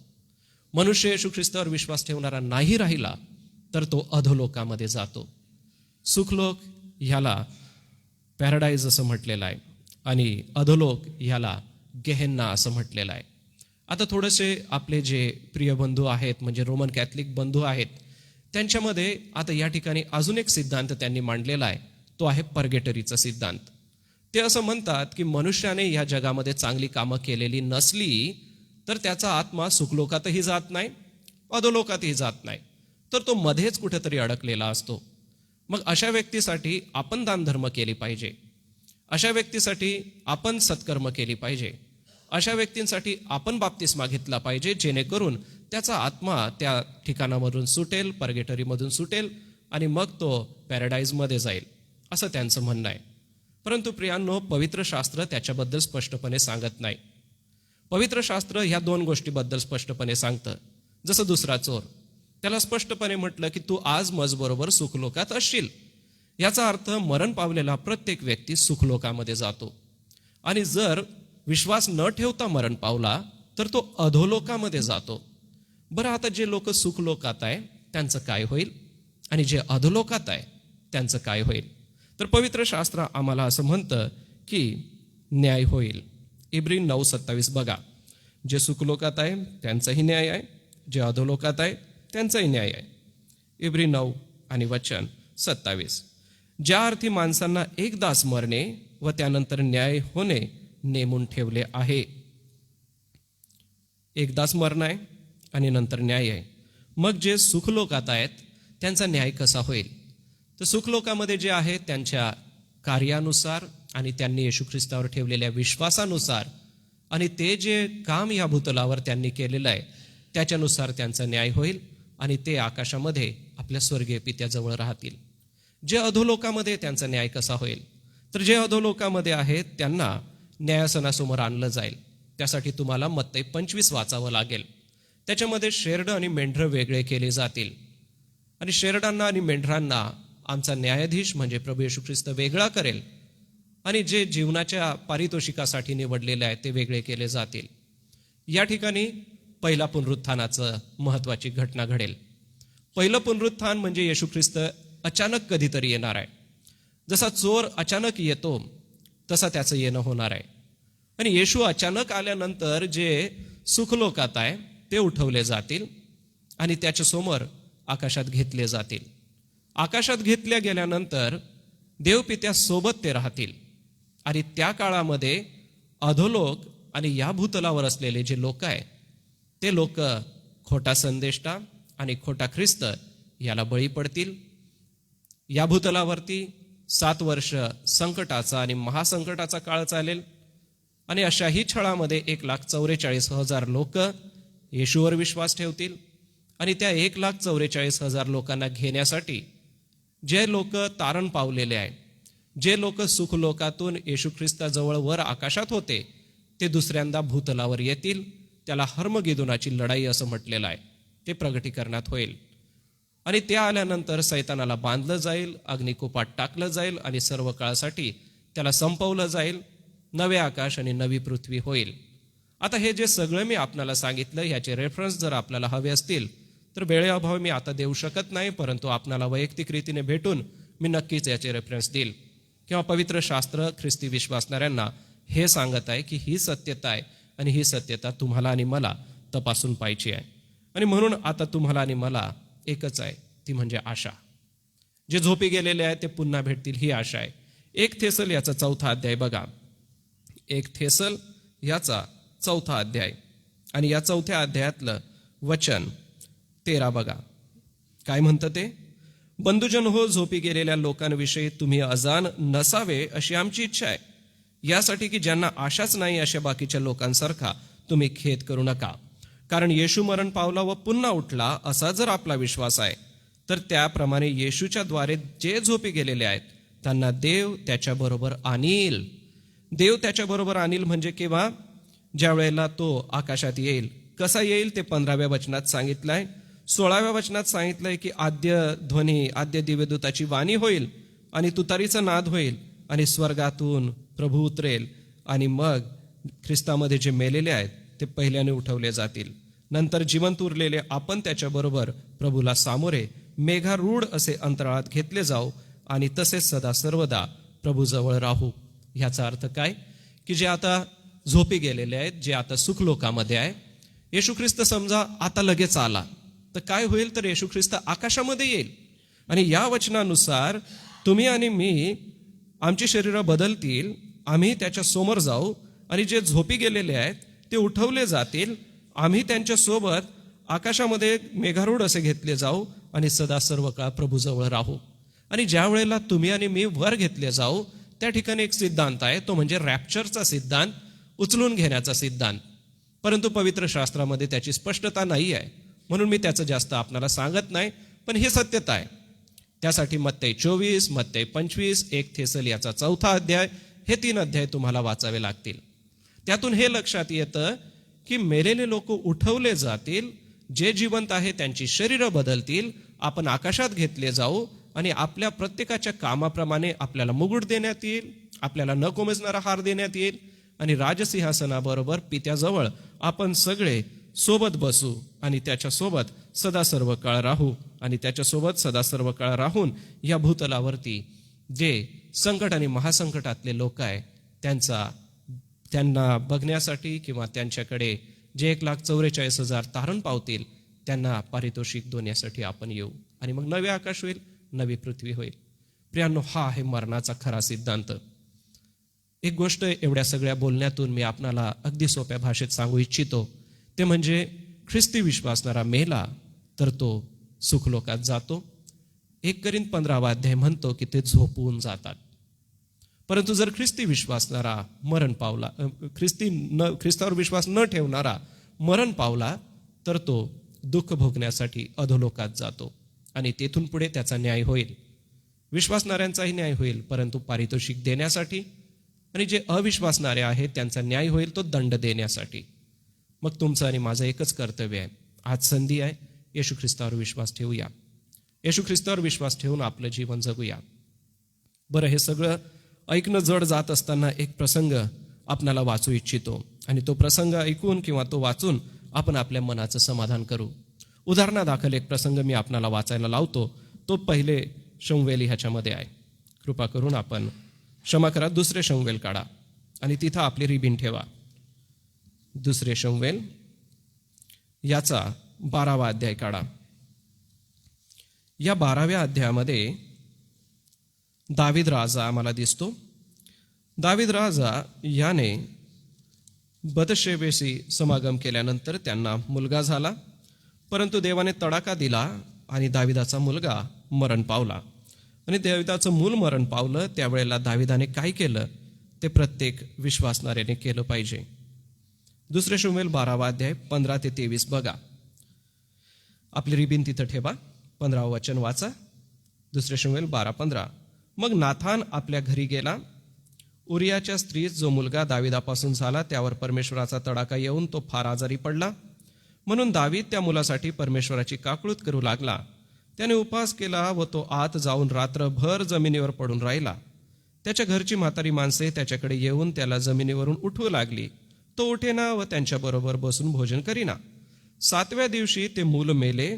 पण मूल मेले आहे हे दाविदास सांगण्यास त्याच्या चाकरांना भय वाटले. ते म्हणाले, मूल जिवंत असता आम्ही त्याला समजावले, पण त्याने ऐकले नाही. तर मूल मरण पावले आहे असे त्याला कळविले तर तो स्वतःला अपाय करून घ्यायचा. आपले चाकर आपसात कुजबुजत आहे हे पाहून आपले मूल मेले आहे असे दाविदाने ताडले. त्याने त्यास विचारले, मूल मेले काय? ते म्हणाले, मेले. मग दावीद जमिनीवरून उठला. त्याने स्नान करून त्याला भंग केला, आपला पोशाख बदलला आणि परमेश्वराच्या मंदिरात जाऊन दंडवत घालून परमेश्वराची आराधना केली. मग तो आपल्या मंदिरात आला व त्याने सांगितल्यावर त्याच्या सेवकांनी त्यास पुढे अन्न वाढले. ते त्याने सेवन केले. त्याच्या चाकरांनी त्यास विचारले, आपण हे असे काय केले? मूल जिवंत होते तोवर आपण त्याच्यासाठी उपवास व शोक केला, पण ते मरण पावताच आपण उठून भोजन केले. त्याने उत्तर केले, मूल जिवंत होते तोपर्यंत मी उपवास केला व रुदन केले. मला वाटले न जाणो कदाचित परमेश्वर मजवर कृपा करील व मूल जिवंत राहील. पण आता ते मरण पावले तर मी आता का उपवास करावा? माझ्याने थोडेच त्याला परत आणवेल. मी त्याच्याकडे जाईन, पण ते माझ्याकडे परत यावयाचे नाही. मग दाविदाने आपली स्त्री बतशेबा हिचे सांत्वन केले व तो तिच्यापाशी जाऊन निजला. त्यानंतर तिला पुत्र झाला. त्याने त्याचे नाव शलमोन हे ठेवले. परमेश्वराला तो प्रिय झाला. आता बघा, दुःखाचा प्रसंग दाविदावरती आलेला आहे. त्या दुःखामध्ये दाविदाने पहिली जी गोष्ट महत्वाची केली ती म्हणजे वचन 16 बघा. ती म्हणजे त्याने परमेश्वराकडे धाव घेतली. ज्या वेळेला त्याच्या मुलावरती तडाखा आलेला आहे, नाथान संदेष्टा अगोदरच, जर अगोदरची 15 वचनं वाचली तर नाथान संदेष्टा त्याच्या घरी येतो आणि त्याचं कानउघडणी करतो. त्याची कानउघडणी असं करतो की एक उदाहरण तो सांगतो की एक श्रीमंत मनुष्य होता आणि एक गरीब मनुष्य होता. मग गरीब मनुष्याच्याकडे एक बकरी होती आणि ती मेंढी जी होती ती मेंढी तो फार प्रेमाने सांभाळत होता. त्या मेंढीवर त्याचं खूप प्रेम होतं. स्वतःच्या मुलीप्रमाणे त्या मेंढी सांभाळत होता. पण एकदा एका श्रीमंत मनुष्याकडे पाहुणा आला आणि त्या श्रीमंत मनुष्याने ह्या गरीबाची मेंढी त्याला भोजनासाठी दिली. दाविदाला त्या गोष्टीचा राग आला आणि त्याला स्पष्टपणे नाथान संदेष्टा म्हणाला की तो श्रीमंत मनुष्याच्या भूमिकेमध्ये तू आहे आणि तू जे केलं ते चुकीचं आहे. मग तो म्हणतो की परमेश्वराचा तडाखा तुझ्यावर येईल आणि जे बाळक तुला देवाने दिलेलं आहे ते मरण पावेल. येथपर्यंत सगळं आहे. परंतु ते खरंच मेल्यानंतर दाविदाने काय केलेलं आहे? परिस्थिती बघा. ज्या वेळेला दुःख येतं, ज्या वेळेला मरणासारखे प्रसंग येतात, तेव्हा ख्रिस्ती व्यक्तीने काय करावं? पहिली गोष्ट, ख्रिस्ती व्यक्तीने देवाकडे धाव घ्यावी. कारण की बघा, या ठिकाणी त्याने काय केलेलं आहे? 16वं वचन, काकुळूत केली, उपवास केला, रात्रभर जमिनीवर पडून राहिला. दावीद हा राजा होता, साधारण व्यक्ती नव्हता. आणि राजा असताना त्याने आपल्या जीवनामधून हे दाखवून दिलं की मी परमेश्वराची काकुळूत करत आहे, परमेश्वराकडे विनंती करत आहे. तो राजा होता, त्याने मंत्री बोलवले असते, सर्व जगातले वैद्य त्याने बोलवले असते आणि त्या बाळकाला त्यांच्यासमोर ठेवलं असतं. त्याला वाटेल ते त्याला करता आलं असतं, परंतु नाही. कुठंच असं आम्हाला लिखाणात दिसत नाही. स्पष्टपणे हे दिसतं की त्याने देवाकडे धावा केला, उपवास केला आणि देवाच्या चरणापाशी जाऊन तो बसला. त्याच्या दुःखामध्ये तो परमेश्वराकडे धाव घेतो. प्रियजन हो, तुमची आणि माझी धाव दुःखामध्ये कोणाकडे असते?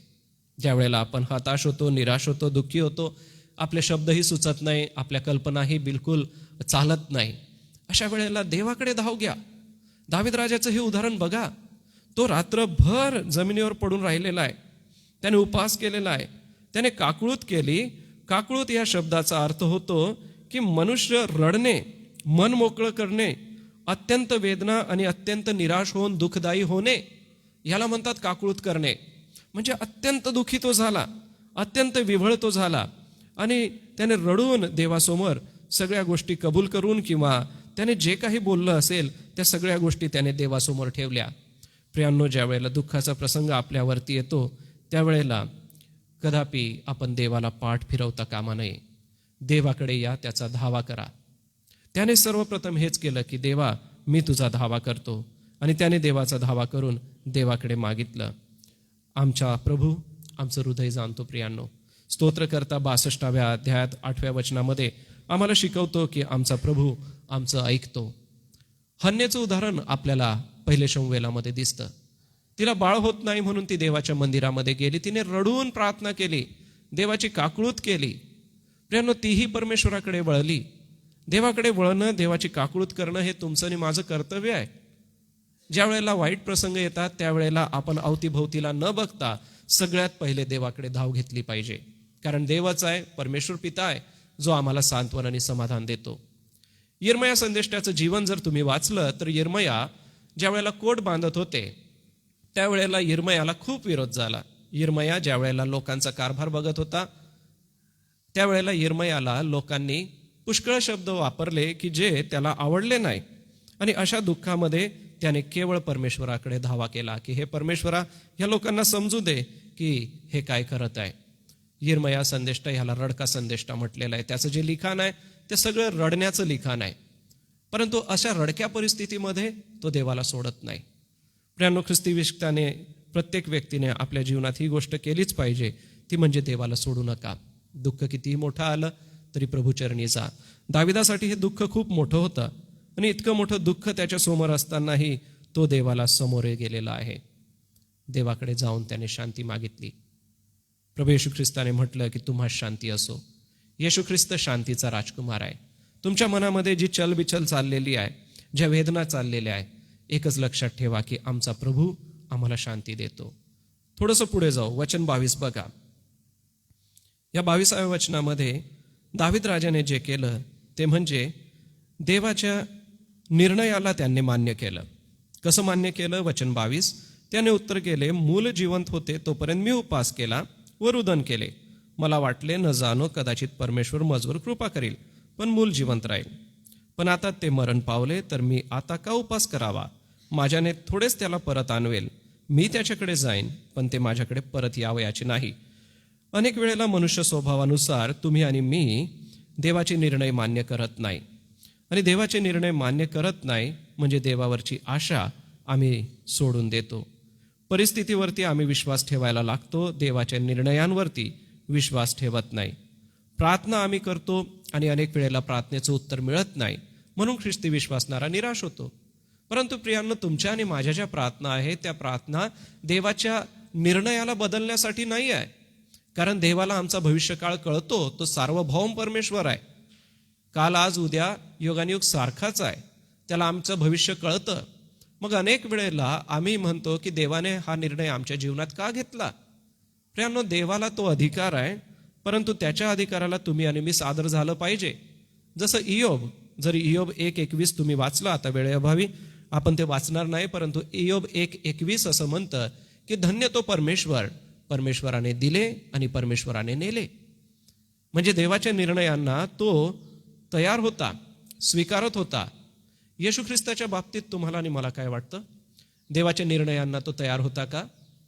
जर आपण योहान शुभवर्तमान 17वा अध्याय वाचला तर ती गेतशेमानी बागेतली प्रार्थना आहे. आणि ही गेतशेमानी बागेतली जी प्रार्थना आहे त्याच्यामध्ये तो विवळ होतो.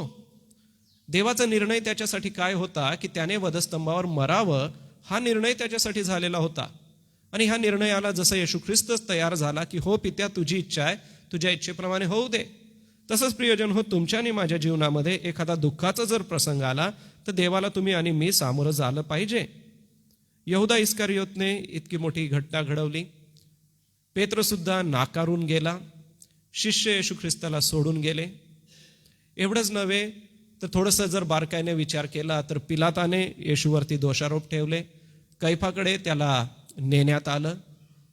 ह्याच्यामध्ये देवाची काही योजना होती का? हे देवाचे निर्णय होते आणि त्या देवाच्या निर्णयांना तो तयार झाला. तुम्ही आणि मी देवाचे निर्णय बदलू शकत नाही प्रियांनो. देवाच्या निर्णयांना आपण सामोरं गेलं पाहिजे. थोडं अजून पुढे जाऊ. 20 वचन बघा. या 20 वचनामध्ये त्याने काय केलंय? मग दावीद जमिनीवरून उठला, त्याने स्नान करून तेलाभंग केला, आपला पोशाख बदलला आणि परमेश्वराच्या मंदिरात जाऊन दंडवत घालून त्याने आराधना केली. प्रियांनो, दुःख कितीही मोठं असो, देवाची आराधना करणं सोडू नका, देवाची उपासना करणं सोडू नका. हेच आम्हाला या ठिकाणी दिसून येतं. त्याचा मुलगा मरण पावलेला आहे आणि तो स्वतःला सावरतो आणि स्वतःला सावरून तो देवाच्या मंदिरामध्ये जातो. बघा, त्याने स्नान केलंय, स्वतःला स्वच्छ केलं, तेलाभंग केलेला आहे, त्याने पोशाख बदललेला आहे आणि मंदिरात जाऊन त्याने दंडवत घातलं आणि देवाची आराधना केली आहे. दुःखाचा खूप मोठा प्रसंग आहे त्याच्या जीवनात, परंतु अशा प्रसंगामध्ये तो देवाची आराधना करणं, देवाची उपासना करणं सोडत नाहीये. प्रियांनो, कधी कधी मनुष्य स्वभावानुसार तुमच्या आणि माझ्याकडे काही कारणं असू शकतात, परंतु असं कोणतंही कारण दावीद राजाने ह्या दुःखाच्या प्रसंगात दिलं नाही. तो मंदिरात गेला आणि देवाची आराधना केली. स्तोत्र 37 याच्या 9व्या वचनामध्ये फार सुंदर गोष्ट आहे. ती गोष्ट अशी आहे की यरुशलेमेमधून जे लोक पकडून आणले होते त्यांना बाबेलला नेण्यात आलं आणि बाबेलचे लोक त्यांना सांगायला लागले की तुमच्या यरुशलेमेचं एखादं गाणं तर आम्हाला गाऊन दाखवा. त्यावेळेला हे इस्रायली लोक आपल्या सतारी आणि आपल्या विणा वाळवंटामध्ये झाडाला टांगून त्याच्या खाली शोक करत बसले होते आणि झाडाच्या खाली बसून शोक करत असताना त्यांना लोक म्हणायचे की तुम्ही आमचं गावचं एखादं गाणं आम्हाला सांगा. दुःखाच्या परिस्थितीमध्ये त्यांनी देवाचं गीत गायन स्तोत्र 137च्या 9व्या वचनामध्ये केलं आणि एका गीतकर्त्यांनी त्या गीतांना जागतिक दर्जा दिला आणि तो जागतिक दर्जा म्हणजे रिव्हर्स ऑफ बॅबेलॉन. हे गाणं आज घरी जाऊन तपासून पहा. रिव्हर्स ऑफ बॅबेलॉन हे जे गाणं आहे हे त्यांच्या दुःखाचं आराधना करण्याचं प्रतीक आहे. या दुःखामध्येही या लोकांनी खूप आराधना केली, प्रभूला धन्यवाद दिला, प्रभूचं गौरव केलं. प्रियांनो, दुःख होतं त्यांच्यासाठी की आपला देश सोडून आले, वाळवंटामध्ये त्यांना खायला काय मिळत नाही आहे, त्यांच्यावर जुलूम चाललेला आहे आणि अशा बाबेलच्या या परिसरामध्ये बसून त्याने आपल्या गावचं गीत गायलं आणि आपल्या प्रभूची स्तुती केली. प्रियांनो, तुम्ही आणि मी कधीच देवाला दोष देऊ नये, देवाला सादर राहा. कधी कधी काय होतं, मनुष्य चांगला वागतो परंतु आमचा विश्वास कधीतरी कमी पडतो. एलिया संदेष्टाचा विश्वास कधी कमी पडला असं तुम्हाला वाटतं का? एक वचन आपण वाचू, कारण की त्याचा विश्वास एका ठिकाणी कमी पडला. एलिया पहिले राजेमध्ये आम्हाला दिसतो. पहिले राजे 19वा अध्याय आणि या 19व्या अध्यायात पहिलं वचन बघा. एलियाने काय काय केले तसेच त्याने सर्व संदेष्टे तलवारीने कसे वधले हे सगळे अहाबाने इजबेलीला कळवले. तेव्हा इजबेलीने जासूद पाठवून एलियाला बजावले की संदेष्टाच्या जीवाच्या गतीसारखी तुझी गती होईल. वचन 3 आणि वचन 4 पहा. हे ऐकून एलिया जीव घेऊन पळाला. तो यहुदयातील बेरशेबा येथे आला व तेथे त्याने आपल्या चाकराला ठेवले. तो रानात 1 दिवसाची वाट चालून जाऊन एका रतामाच्या झाडाखाली जाऊन बसला. आता बघा वचन 4. आपला प्राण जाईल तर बरे असे वाटून तो म्हणाला, हे परमेश्वरा, आता पुरे झाले, माझा अंत कर, मी आपल्या वाडवडिलांहून काही चांगला नाही. प्रियांनो, दुःखामध्ये एलियाने आराधना केल्याचं आम्हाला दिसून येत नाही. त्याचे तोंडचे शब्द किती निराशेचे आहे बघा. तो काय म्हणतो? आता पुरं झालंय, माझा तू आता अंत कर. कोणाला सांगत आहे? देवाला सांगत आहे. प्रियांनो, कधी कधी दुःखामध्ये तुमच्या आणि माझ्या तोंडूनही असे शब्द बोलले जातात, परंतु ते बोलू नका. बायबल आम्हाला सांगतं आपल्या दुःखामध्ये आपण प्रभूला सोडू नये. थोडंसं अजून पुढे जाऊ. आपला मूळ शास्त्र भाग त्याच्या 23व्या वचनामध्ये जाऊ. 23वं वचन. पण आता ते मरण पावले तर मी आता का उपास करावा? माझ्याने थोडेच त्याला परत आणवेल. मी त्याच्याकडे जाईन, पण ते मजकडे परत यावयाचे नाही. जीवनातली सत्यता स्वीकारा आणि जीवनामध्ये पुढे चालत राहा.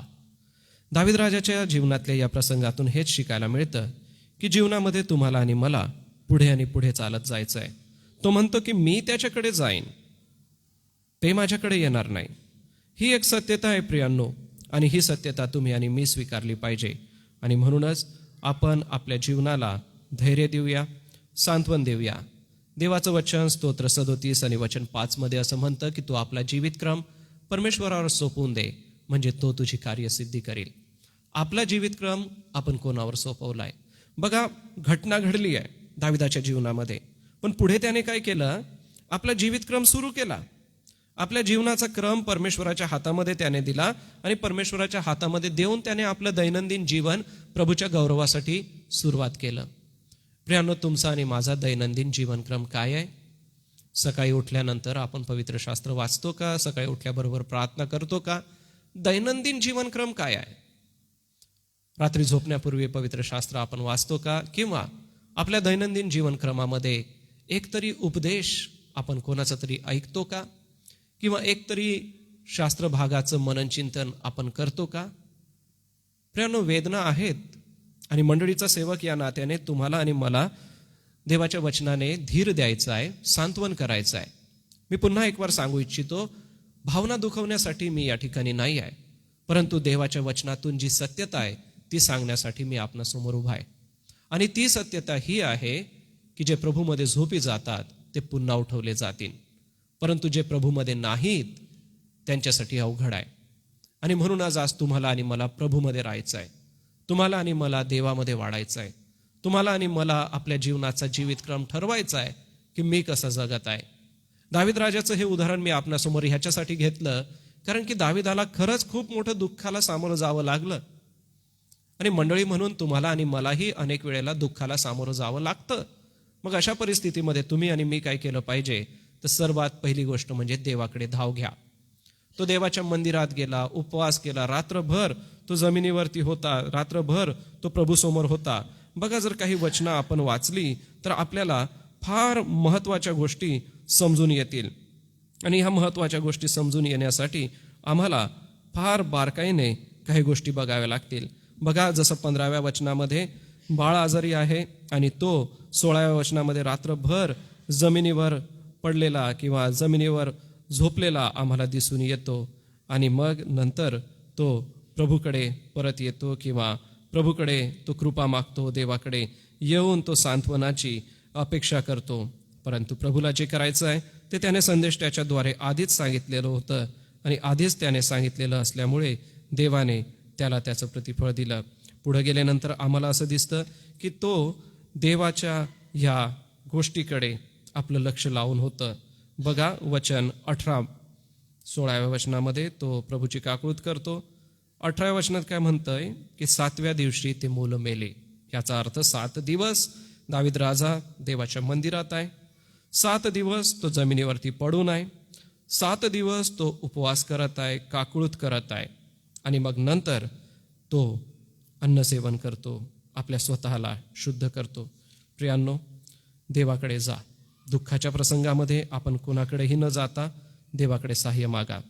दुसरी गोष्ट म्हणजे देवाच्या निर्णयांना नम्रपणे स्वीकारा. जसं इयोबाने स्वीकारलं, आपण देखील स्वीकारूया. देवाचे निर्णय हे स्वीकारण्यासाठी असतात.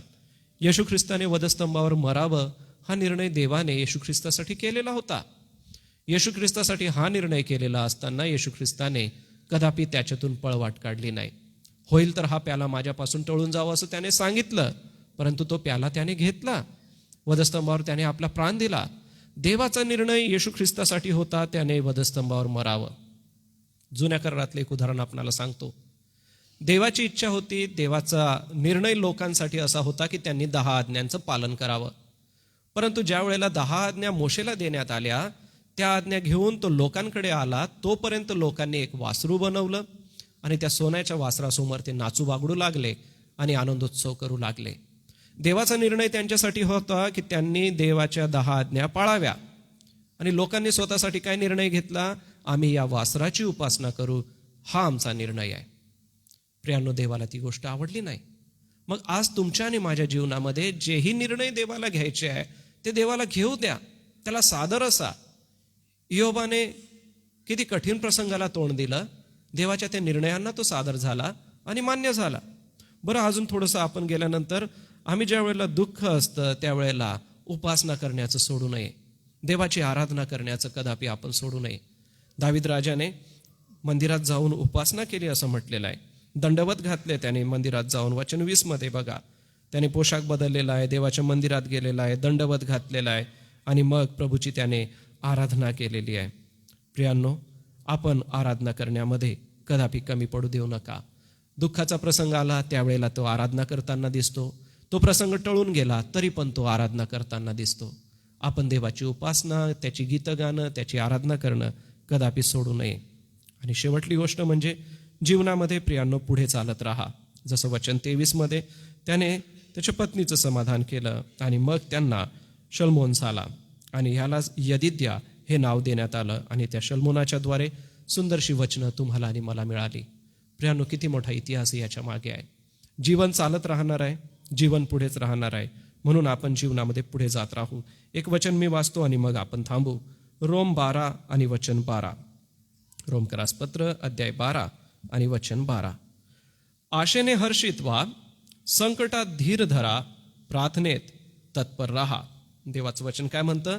ज्या वेळेला तुम्हाला एखाद्या गोष्टीची आशा आहे तर हर्ष करा, आणि जर संकट तुमच्यावर आलेलं आहे तर धीर धरा आणि प्रार्थना करत राहा. म्हणून प्रियांनो, आपल्या सगळ्यांच्या दुःखित अंतकरणासाठी मी प्रार्थना करतो. आपण आपलं लक्ष आणि आपले डोळे मिटून प्रभूकडे लावूया.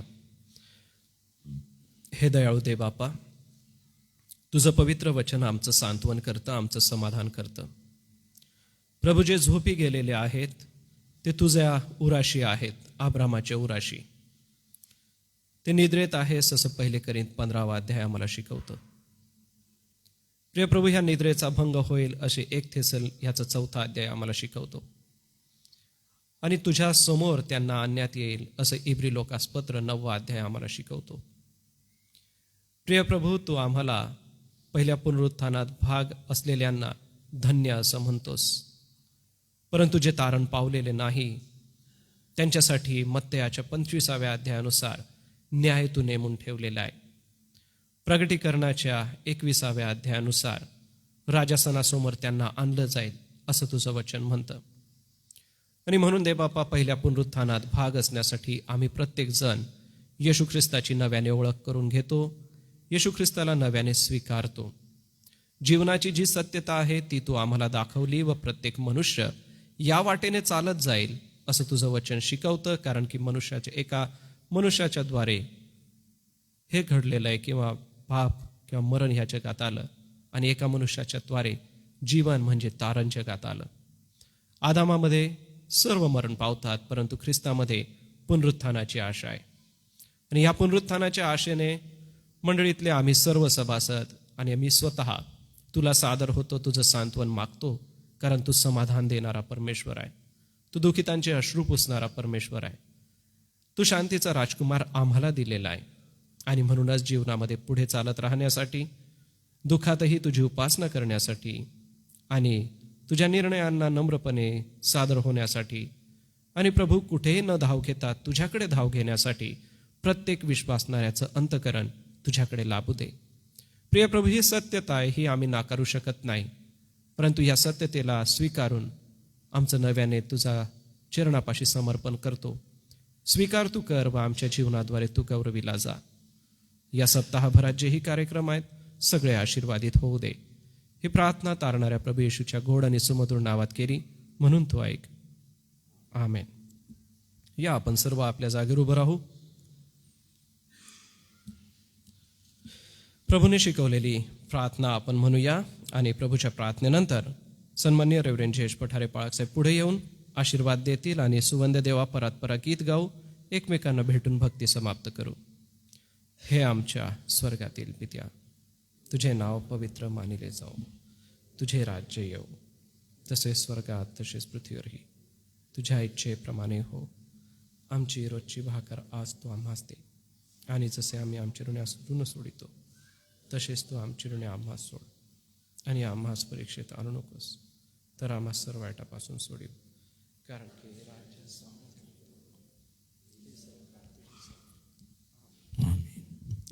देवपिता व प्रभू येशू ख्रिस्त यांच्यापासून बंधूंना शांती व विश्वासाबरोबर प्रीती लाभो. आपल्या प्रभू येशू ख्रिस्ताबरोबर जे अक्षय प्रीती करणारे आहेत त्या सर्वांबरोबर कृपा असो. आणि आता आपला तारणारा प्रभू येशू ख्रिस्ताची कृपा, देवबापाची प्रीती आणि पवित्र आत्म्याची गोड संगती या मंडळीतील सर्व लहान थोर सभासदांबरोबर, आमच्या एस चर्चेच्या सर्व मंडळांबरोबर, एम ट्रस्टच्या सेवा कार्याबरोबर, देवाची मंडळी आणि इस्रायल राष्ट्र याबरोबर आता आणि सदा सर्व काळ असो. आमेन.